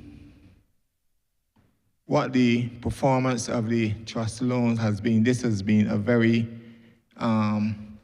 is a very integral part of business development, and a number of persons out there, in particular from the constituency of St. Lucie, have benefited from this project run by your ministry. And persons are asking every day, how? So I want to share information about how you can be part of this. What is the process? What has been the success of this agency so far, the trust loans, and how really you can benefit from such? Thank you. Thank you very much, Mr. Chairman. I am joined from the trust loans by Mr. Jerry Amos, and I'm going to invite him in a few moments to follow on from my initial response to the question. Now, Mr. Chairman, I mentioned just before we broke about the development of the launch of, the finalization of an MSME strategy and policy for Barbados, which we have just completed. The access to capital, the ability to access capital, is one of the issues that was identified in that strategy as we engaged with a broad cross-section of stakeholders. People want to be able to have more than a single source of income. People want to be able to go into business. People need to be able to have seed capital. In many instances, as a part of that strategy, there is an entire pillar in that strategy dedicated to the formalization of the business activity in the business sector. And so people want to be able to have access to a bank account and to be able to access credit. The trust loans, as it was designed for exactly all of those things. And so over the last several years, the trust loans has continued to provide loan capital, starting with, in the initial stages, $5,000 for those persons who particularly are in the informal sector, have never had a bank account, they have an idea, they want to begin to get into business, and they have come for the initial seeding of their business. Then, once successful and want to repay, they can come back again to further scale a business with a second incarnation, this time at $10,000. And over the last 5 years, we've been able to see how that has evolved. From 2020 to 2025, and I can share some data, on average, we have seen the capital being disbursed for on-lending by the trust loans is around the vicinity of $2 million, $2.1 million in 1 year, $3.4 million in another year, $2.3 million in another year, 2.251 in another year, and at its lowest year, only because the year has not yet been completed in 2024, 1.998, just under $2 million in disbursements. We have the allocation by male and female, by sector, agriculture, cultural industries, manufacturing, retail. We have a heavy concentration, especially in the retail and in the services sector and in the tourism sector. In this last financial year, Mr. Chairman, I believe we had the World Cup, for example, and many of these small business persons who have had the benefit of trust loans, and yes, of course, fund access, benefited from just down the road from here, Broad Street being closed off for the first time in its history for a mall, where small business people, alongside the biggest merchants in the country, were able to come and showcase their wares, several Saturdays, and to be able to have the opportunity for business. Mr. Amos is going to come and he's going to share how we now have a satellite office in St. Peter, very close to your constituency, Honourable Member, to support the accessibility of persons to come and engage with the trust loans. And then we also are in the process, every single month you can see a pop-up emerging where you have the ability to showcase the wares. And then the final thing that I would say is that fund access, trust loans, together with Export Barbados, have also been investing, and BNSI, in the Manifest program, which is about helping the constituents of the members of this honorable chamber, not just to access capital, but to also have the opportunity then just not to showcase the capital, but to export. And one of the clients, several of the clients just came back actually from New York, where they were under the support of Export Barbados, and they started in trust loans to be able to build their business. So if you were to ask, Mr. Chairman, how is the program going, I would have to say that it is doing exactly what it was intended to do in creating opportunities for those in the informal sector to come into the formal space and benefit from not just capital, but business development resources. I'm going to ask Mr. Jerry Amos if he can continue from there.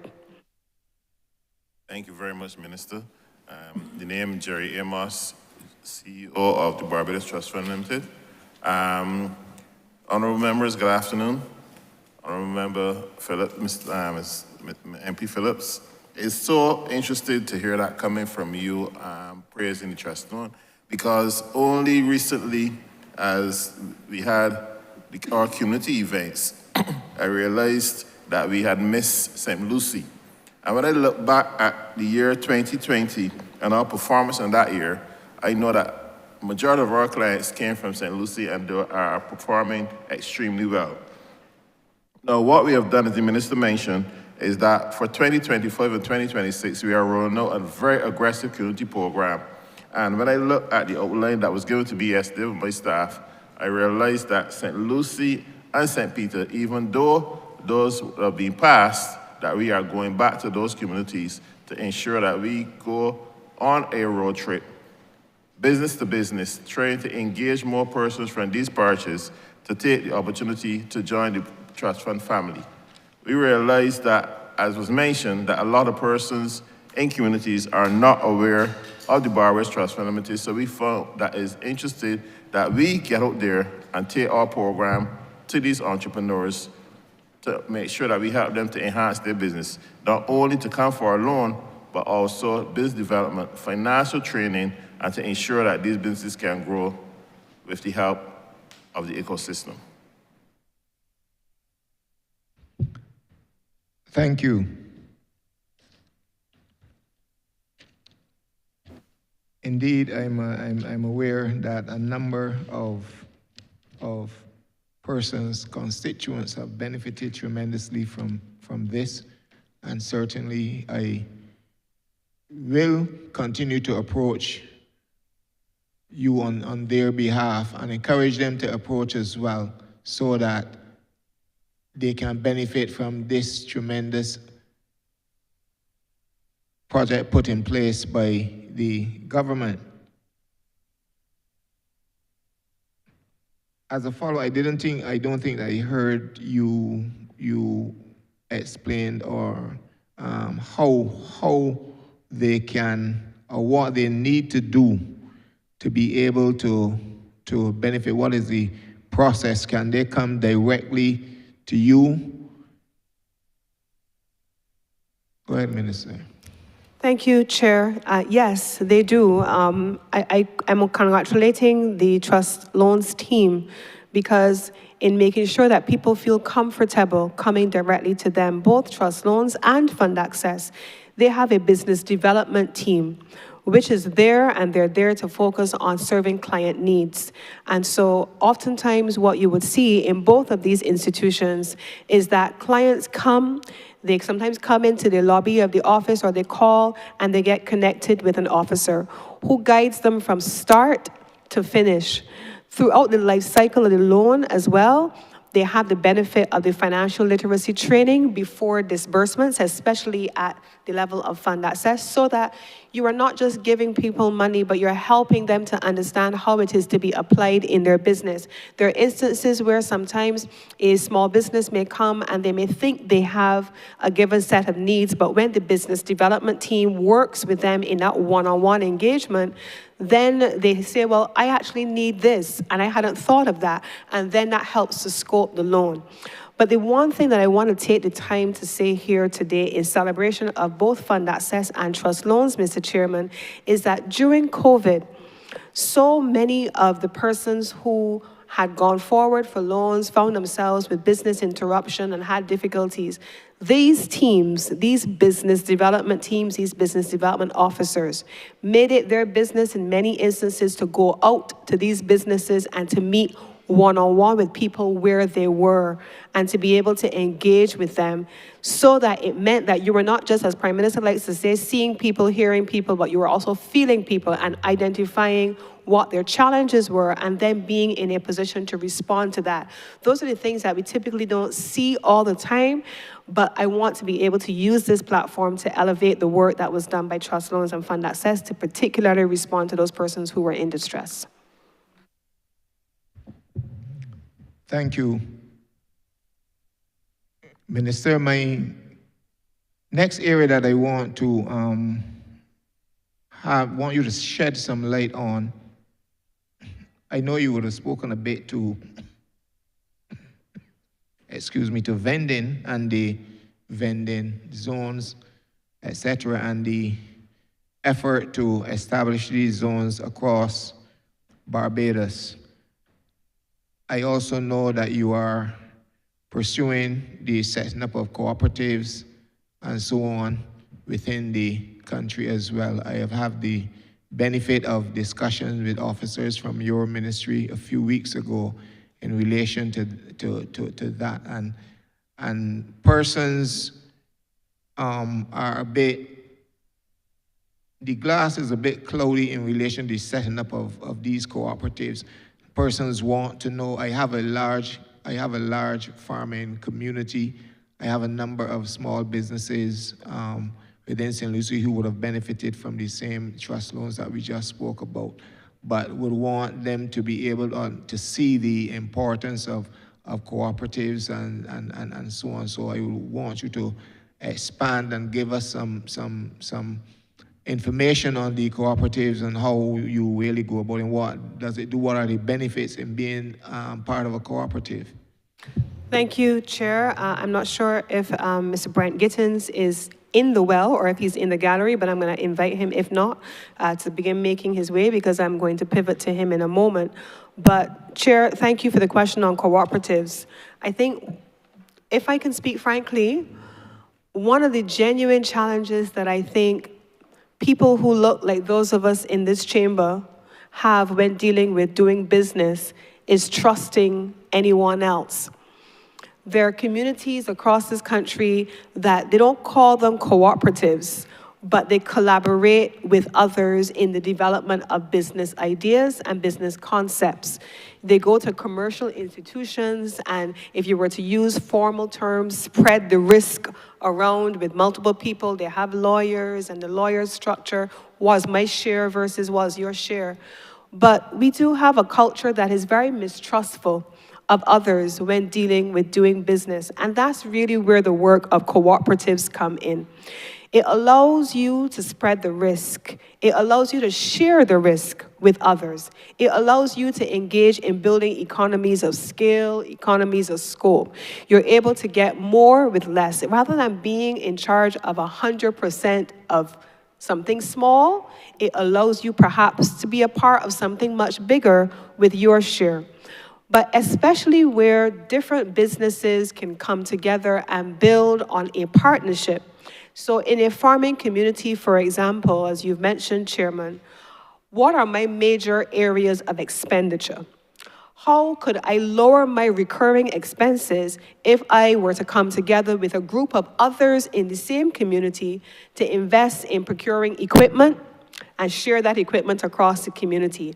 How do I come together to invest in the procurement of pesticides or insecticides, seeds, farming equipment, so that I am able to collaborate, lower my individual costs by sharing those costs with a group of people, and then being in a position to increase my earnings because I've had to outlay less. And so the work of the cooperatives this year, as you have begun to see, is now very community-centered, is heavily sectoral sector focused, and we intend over the course of the year to be able to go from, as we've done in the energy sector, I've spoken about it with grid, with natural gas, and the same thing applies to the business sector of the ministry, specifically co-ops. From St. Lucie, where the discussions have started with you, to St. Peter, where the discussions have already been framed for the member for St. Peter, to St. Thomas, which is happening now, and all the way out to St. Philip and everything in between, so that the entire country is able to benefit from an education on why to participate in a cooperative, what cooperatives exist that they can also be a part of, how can we form new cooperatives, and how can we in the ministry help to support that as part of our business development agenda. That is part of the work of the MSME strategy, and I'm going to ask Mr. Brent Gittins to elaborate a little bit more on the work that he has already started, and even in his small department, he has now taken it national.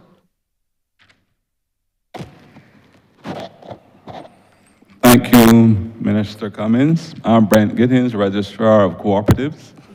And as the Minister said, this year has been designated International Year of Cooperatives by the United Nations General Assembly. And one of the objectives of the year is to spread awareness throughout the diaspora about the benefits of cooperatives and the type of sustainable development that they can cause. So the Cooperatives Department has embarked on a community development program, an outreach program. We actually, a team, and I actually spent some time in St. Lucie recently, where we engaged with a number of small businesses in St. Lucie. And they were, I would say, very open to the idea of working together, because cooperatives is about working together. And we do intend to go into each parish. We are finalizing some spaces and some times for St. Peter and St. Thomas as I speak. So the aim is to create significant public awareness of cooperatives going into each parish and making the diaspora aware that working in groups is always better than working individually.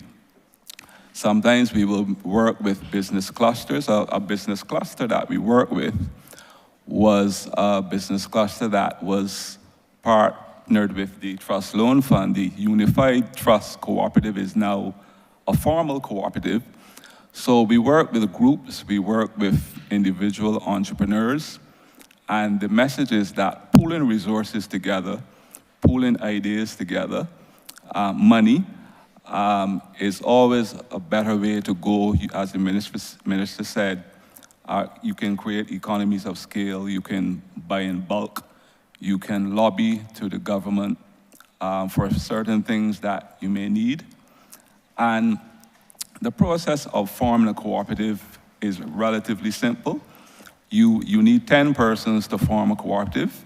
You come and you have some discussions with me and my team, because we like to find out if it is if the business you want to form is viable.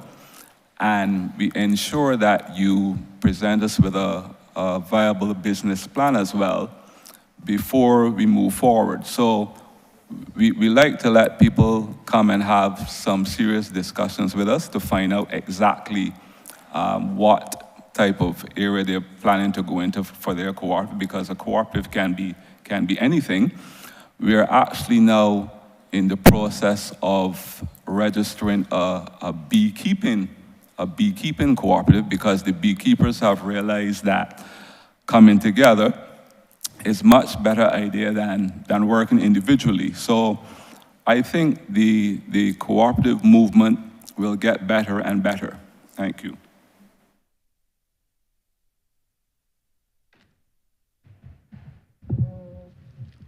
Thank you. Honorable member, Minister, I will now move to another. My next question is on a different area, but I am going to, since we are into the vending and the setting up cooperatives and so on, I am going to leave that till later and move on to the honorable member for St. James South.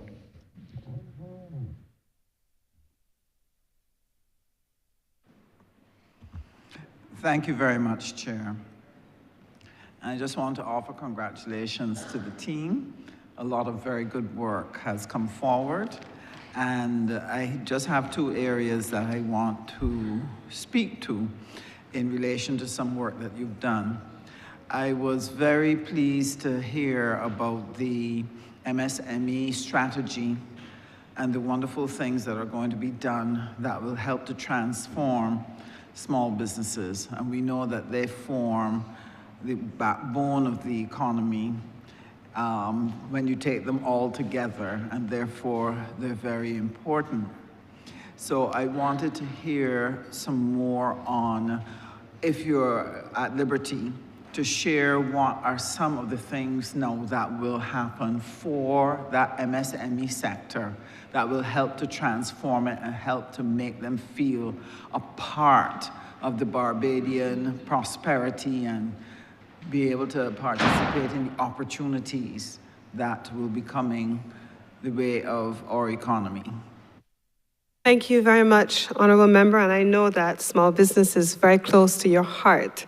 And so this is an important conversation that we're happy to facilitate. Now, under the MSME policy and strategy, there were any number of measures that were recommended across a number of pillars and so on, and I want to get into some of these specifics, but let me start first by saying that the last body of work done on the MSME sector as a whole dated back to 2016, where the Small Business Association had a study done by the Sir Arthur Lewis Institute of the University of the West Indies, and I'm sure you are familiar with that study, which looked at the size of the economy. And that study found that close to 98% of the sector of the country, in terms of businesses, were in the micro, small, and medium-sized economy. We had less than 5% of the businesses in the country constituting large-scale enterprises. And so that body of work is dated. And so the Small Business Association, as I speak now, with support from the Central Bank of Barbados, is now undertaking a full assessment of where the MSME sector presently stands. And I want to commend the SBA for continuing to lead the charge and to advocate on behalf of that sector. There were a number of things that were identified in the 2025 policy and strategy for MSMEs. One of those things was skills, the availability of skills, or rather the lack of availability of skills in some of the areas that the MSME sector was interested in. And so we have agreed internal to the ministry from funds which are already under our concern and are captured in these estimates that there will be a skills development program to support the MSME sector in the areas that they identify over the course of the current body of work that is there. In addition, they identified access to capital as one of the challenges. And I spoke earlier about the work of fund access and trust loans. But one of the things that we will be working on during the course of this year is a restructuring and a reform of these two institutions to make them easier, even easier for persons to be able to access. And quite simply, I want to perhaps use one example. If I have gone through Fundac Trust Loans as an entrepreneur, I've started my small business, I've borrowed $5,000, I've come back, I've borrowed $10,000, I've had the benefit of the financial literacy and the business development support. Two agencies under the same ministry and by the same government, what is the relationship between the two? Can I then scale my business by moving on without starting from scratch as if I'd had no previous relationship and go to fund access and be able to use my credit history, which is the reason Trust Loans was established in the first place, to move seamlessly from one institution on to the next in fund access? How do we then put measures in place to allow for these two institutions, once it is seamless between the two for graduation, not just from 5 to 10, but from institution to institution, how do we then create a relationship where we can structure financial deals and structures with the commercial banking system where we want to be able to increase the appetite for small business development? So access to capital is one of the other areas that we will be seeing. We also have the financial literacy program. When we talk about financial literacy typically for us so far has been concentrated in online, community, and heavily in the schools area. But how do we now have financial literacy rolled out that blends small business development with how to use that capital to grow your business more heavily? How do you then take that into the CSME space, for example, for regional exports? What kind of supporting mechanisms do small businesses need to be able to grow their businesses? One of the things we found, Chair, quite honestly, was that too many businesses were starting small and staying small. And so we want to be able to provide all of the mechanisms to be able to grow it. We have had the approval with support from the Inter-American Development Bank of an enhanced credit guarantee scheme, which exists at the Central Bank of Barbados. That has just been replenished, and that is for the MSME sector. That allows for credit guarantees supported by intermediary banks to go along with these mechanisms. And if I can say that for the energy sector, if I can tie that in, we're very proud, and Delano, he didn't mention it earlier, but we're very proud as well to have launched a carve-out, which is an innovative financial mechanism, which is a liquidity support mechanism within that MSME Enhanced Credit Guarantee Scheme, where if in the energy sector, the utility, for whatever reasons, in an extreme circumstance, is unable to pay these businesses, then they are able to draw down on the liquidity support under the Enhanced Credit Guarantee Scheme. So trying to keep people whole, trying to improve access, and trying to be able to help them to grow. Those are some of the things under the financing pillar alone that we're hoping to do during the course of this year.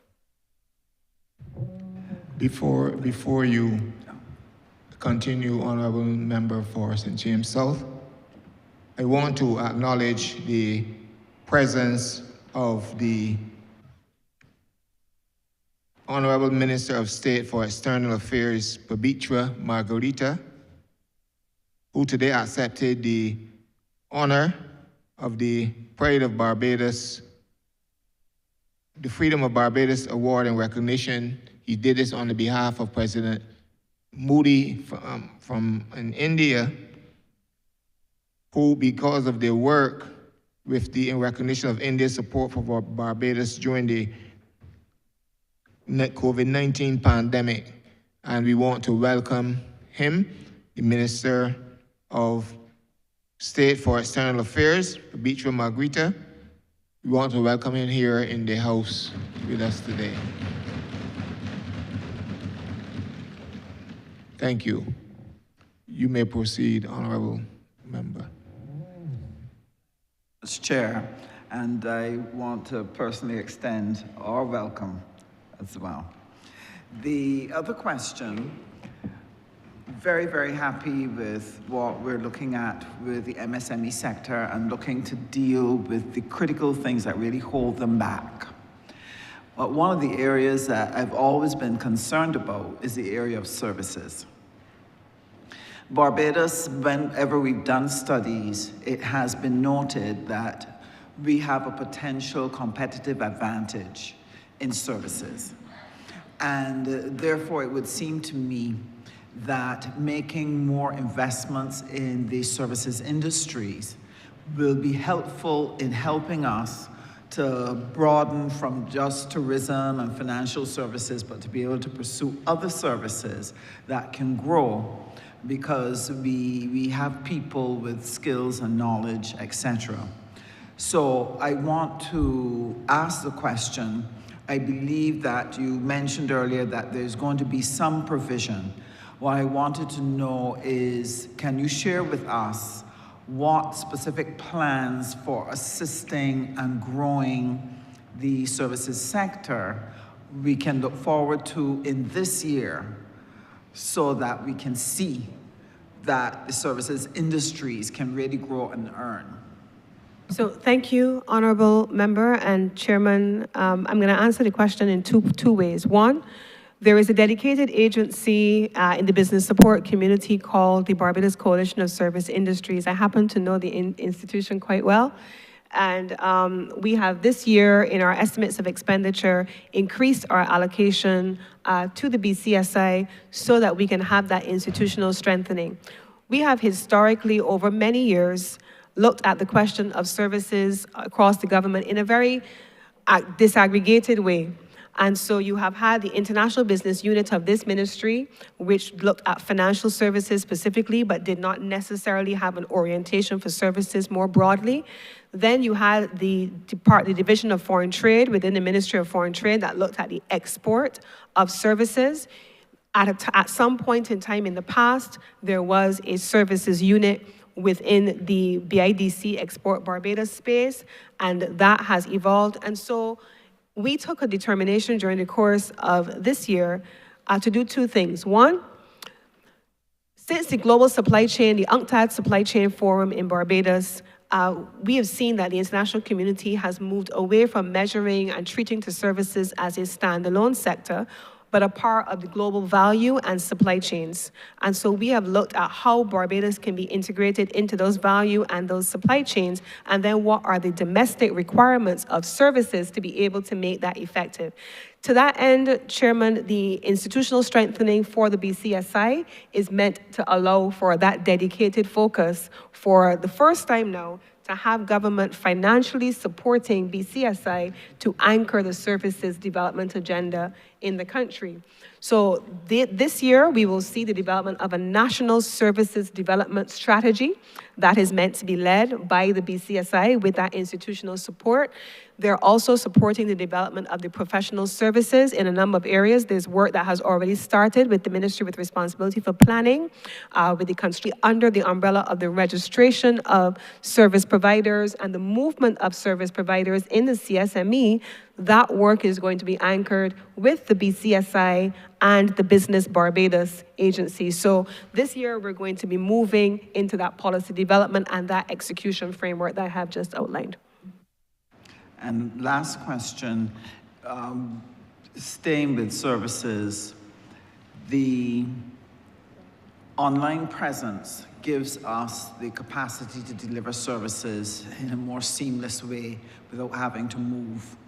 And I want to know what is going to be done to assist our service providers and, yes, our manufacturers as well, to be able to promote what they're doing online and the possibility of having an e-commerce platform that can help with the settlement of payments and so on. If we could make that happen, the Barbadian economy would boom in a terrific way, because you would be releasing the potential of thousands of MSMEs across the CSME space and beyond. Thank you, Honourable Member and Chair. I think, you can't divorce one side of the work from another, right? And that's why the question that's been asked by the Honourable Member is so important. The work being done by Fund Access, by Trust Loans, by the Small Business Development Unit, but that's also linked with the work being done by the Department of Commerce and Consumer Affairs, because I know earlier we talked about the fact that we're the Ministry of Energy and the Ministry of Business, But we also are the Ministry of Consumer Affairs, so we anchor those things all together.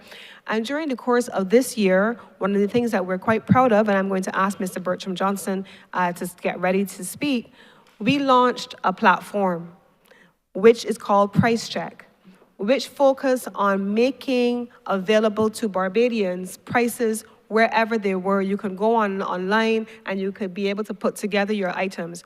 But we've also been engaging with the Small Business Association to use that existing platform and that technology to have a dedicated directory of all small businesses in country that they have already been working with, to have them onboarded on this platform where Barbadians and others alike are able to go and they can see where small businesses are selling goods in what area, and they can purchase those goods in that space. What we've also sought to do during the course of this last financial year, and we will be following through on it this year, is the payment portal, and that will be done in collaboration with the Barbados Revenue Authority and with the technology service providers. So we are very much looking at moving into that space and that dedicated capability, not just for the CSME, but globally. But a part of that has also been the work of fund access and trust loans. So how many times have we gone to a pop-up? Or we've gone to a small business pop-up and we see an item, we like an item, we buy an item, but we can't find it afterwards. Or visitors who are coming as tourists to the country, they come to the country, they go to a market, they buy an item, but they go back and they love the item, but they can't find it ever again. That platform is really meant to ensure that you're able to have not just one-time sales, but repeated sales and repeated access to small businesses and their products and their goods and services.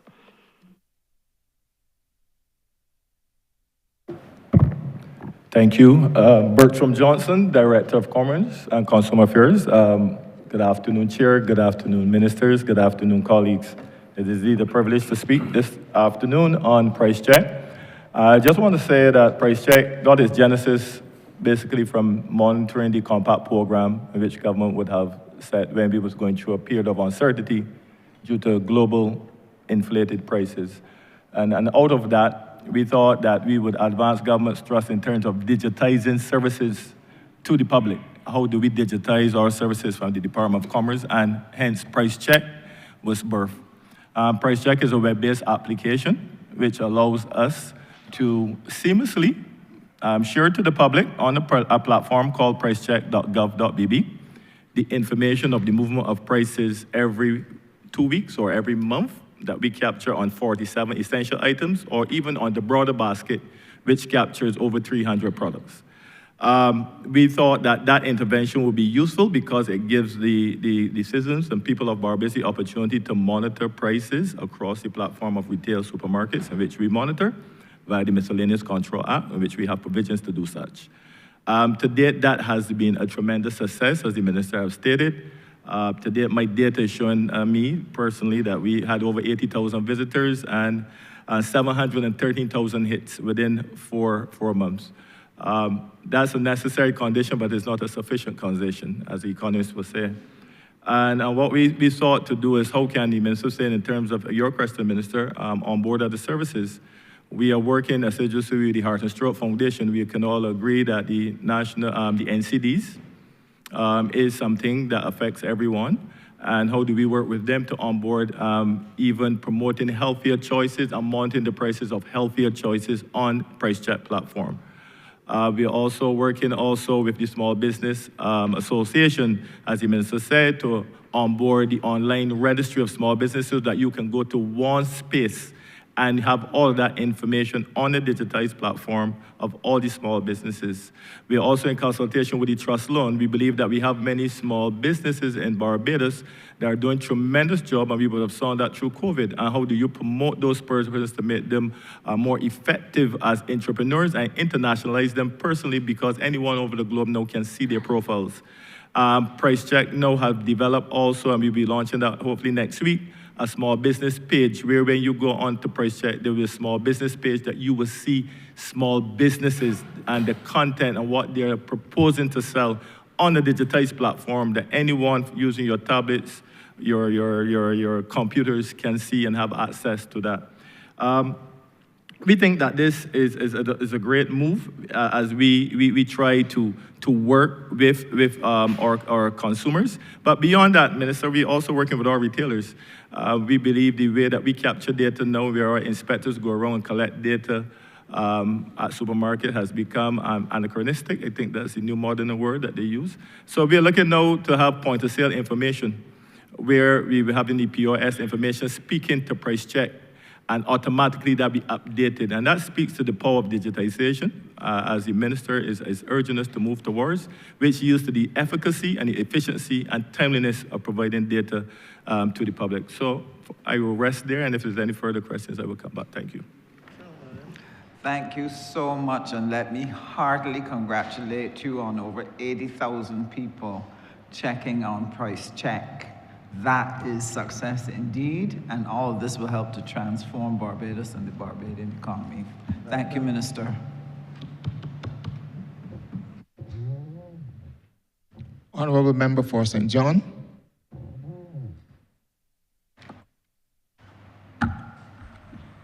Thank you, Chair.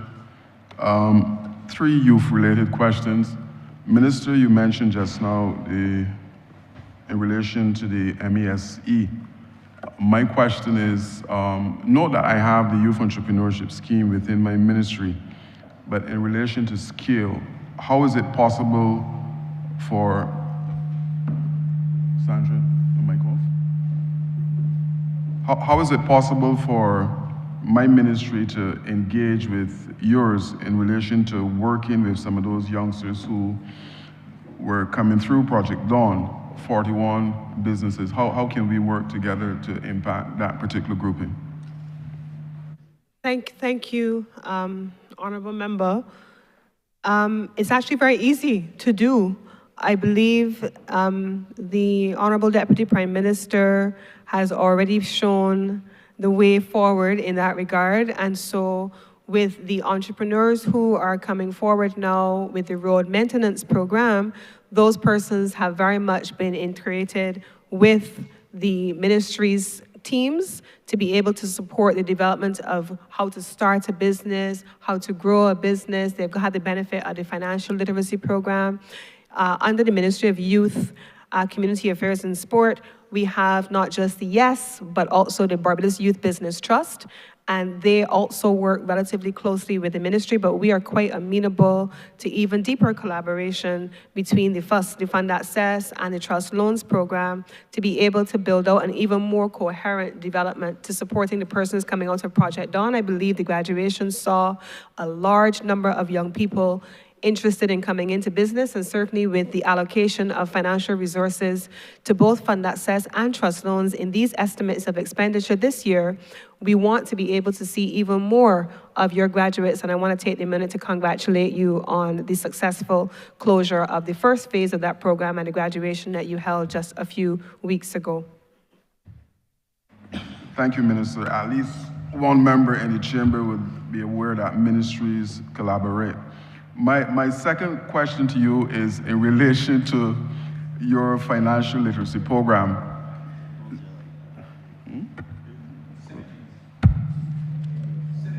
There you go, synergies. I'm getting the feedback, I'm not sure why. Minister, the other question is related to financial literacy. You mentioned at the beginning that you were in the primary school and in secondary school. My target population is totally different. Now, I have a digital media program at the ministry, and what I'm hoping for, if possible, is to get the information to my particular target group through WhatsApp. So is it possible that I can have that synergy again between my ministry and yours, where I can have my digital team prepare some small bite-sized videos that I can then send to my target population in relation to financial literacy? Now, I just had, as you just mentioned, and thank you, in excess of 200 individuals graduating from Project Dawn. There's another 250 plus right now at SJPI. but I need to be able to empower them in relation to financial literacy. It is not a case where I can have maybe all of them in a classroom for a kind of lecture setting, but if I can develop small videos with the digital media team, then I can push the information out not only to them, but to other young people in relation to financial literacy. Is it possible that you have, let's say, a set program that can be tweaked, or that we can have some of our own young people providing the information for them to then pass to our other youngsters? Thank you, Honourable Member. Thank you, Chairman, for allowing me the opportunity to respond. The short answer is yes, absolutely. Since last year, we have actually onboarded under your ministry as well, in a further indication of synergies and collaboration among ministries, the Barbados Youth Advanced Corps in the financial literacy program. And so that has been one of the agencies under your ministry that has been onboarded and a part of the financial literacy program over the last year. And the expectation is that they will remain there. So there is expertise as we speak already in dealing with your demographic group, and we can commit. I'm going to ask the national coordinator for the financial literacy program, Mr. David Simpson, who also is chairman of Fund Access, if he can make his way down and then begin to follow on to answer the question. But in summary, while I spoke about the schools and the 55 schools that we have onboarded, we will be onboarded so far up to September of this year, we also have an online program that would allow you, Honourable Member, to be able to use the technology, whether it is on your phone or it is on the internet on a given platform, to be able to have the benefit of financial literacy training for your Project Dawn recent graduates and upcoming graduates. But I'm going to ask Mr. David Simpson, who is the national coordinator, to continue on this point, please. Thank you, Minister. Good afternoon, everyone. David Simpson, National Coordinator for the National Financial Literacy Program. To your point, Honourable Member, firstly, the digital content. We are actually currently collating and creating such content to highlight various tips and various skill sets, abilities, several different areas of content for financial education that once complete we can share with your team that you can also replicate. The aim is to take snippets of our online webinar program and other in-person interventions and create short video sequences that can then be utilized to share further information. So I think what you are requesting aligns with a particular project that we're currently building out with our social media coordinator. To Minister's last point, the online webinar component has two segments. There is the bi-monthly webinar, which is done via our Zoom platform and also live stream on Facebook. And that content is then uploaded to the program's YouTube page. Coincidentally, I am scheduled to do one of those sessions this evening. And we usually advertise these via the GIS platform or on social media. And we also are in the progress on an ongoing basis of sharing financial tips via the Nation newspaper and the Business Authority. And we are currently finalizing plans to have those shared on other media, for example, radio stations and other media outlets. The second component of this webinar program is a webinar training series, which will now, to the point earlier on the fund access and Minister's point about the synergies and so on. This program now gives certification. So there are 3 levels: beginner, introductory, intermediate, and advanced, that participants going through that program will have certification at the end, which they can take to present to Trust Fund or to Fund Access to say, I am certified, or my business is certified, having gone through this program, and therefore, I don't want to use the word preferential access, but these agencies will be able to have greater comfort in lending and advancing funds to these persons. The ministry also already has, through this program, a synergy with your program, with your ministry, in terms of the national summer programs, which we held successfully last July, and we're currently planning for August of this year again, where components of financial literacy will be embedded into these national summer camp programs. As you may recall as well, Honourable Member, I have formed and forged a synergy between Fund Access and the National Financial Literacy Program and your ministry in relation to the I AM conference held every year, where we have sessions on financial literacy embedded in that conference. And from the Fund Access point of view, we had a successful pitch program last year for young people, and there are components of that which we are now finalizing in terms of the post-pitch process. We awarded prizes and so on, and now there's a training component that will be activated later this month. So I trust that answers your questions in terms of financial literacy, but also the greater synergy between financial literacy and the business component.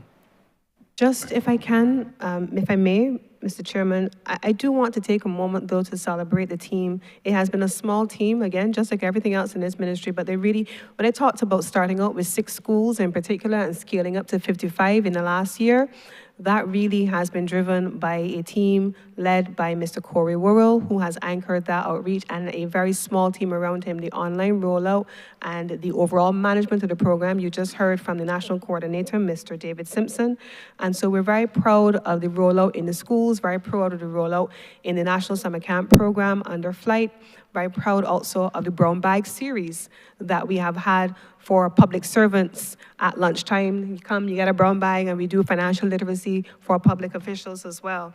And in the online component, we have the webinar series, further to close the loop in response to the Honourable Member's question. It contains the curriculum, it has lesson plans, there are templates, and various activities have been already completed, and they are ready for rollout with the Honourable Member's team and any other teams that are interested or want to be able to come on board.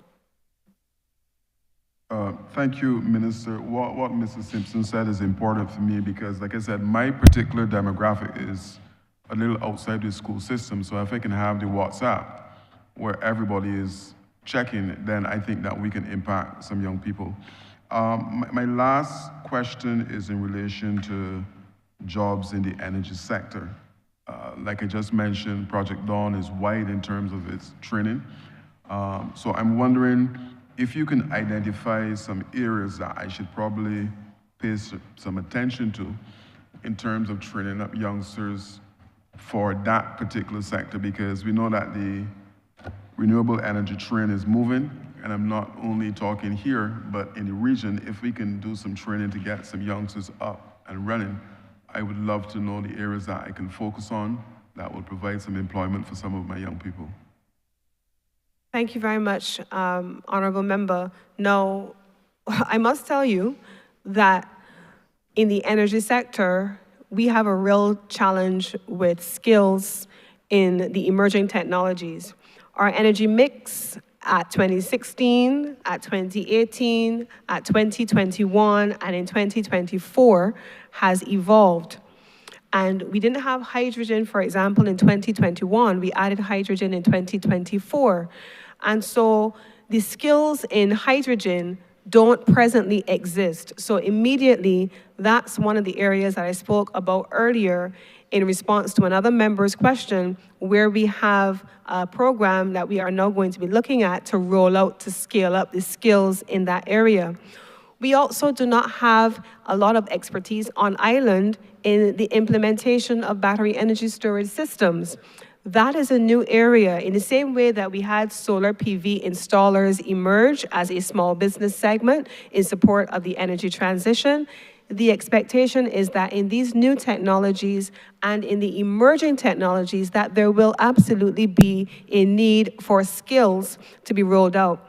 This financial year, under the Smart Energy Fund, we have already developed in collaboration with the financiers of that program, the Inter-American Development Bank, the development of a dedicated training program that will be anchored in support of the Samuel Chapman Prescott Institute, the Barbados Community College, and the University of the West Indies, as well as a continuous training program, continuous professional training program for persons who are already working in the sector but want to have their skills scaled up, or they want to have additional skills in new and emerging areas. And those programs will be available to the demographics all across the country to be able to create opportunities for young people, middle-aged people, older people, but anyone who wants to be able to work in the energy sector, because ultimately, a big part of what we're doing in the energy sector vests itself in local participation.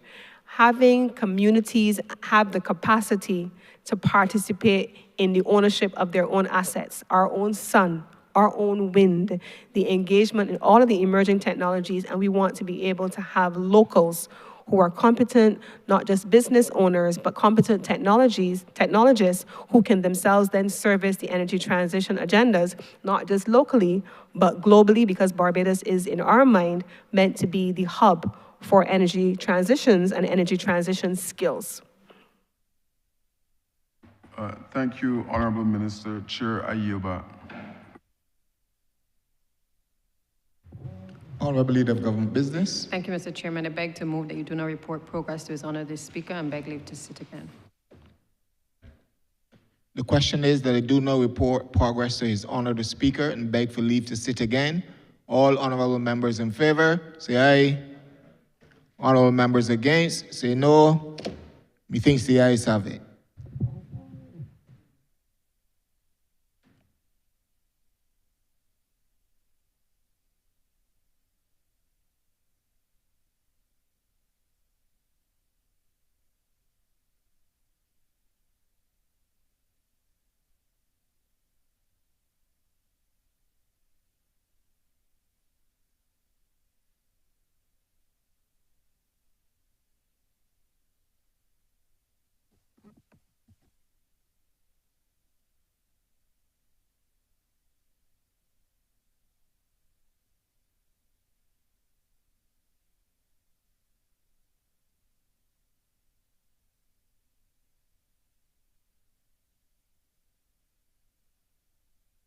Chairman has reported progress and requests leave to sit again.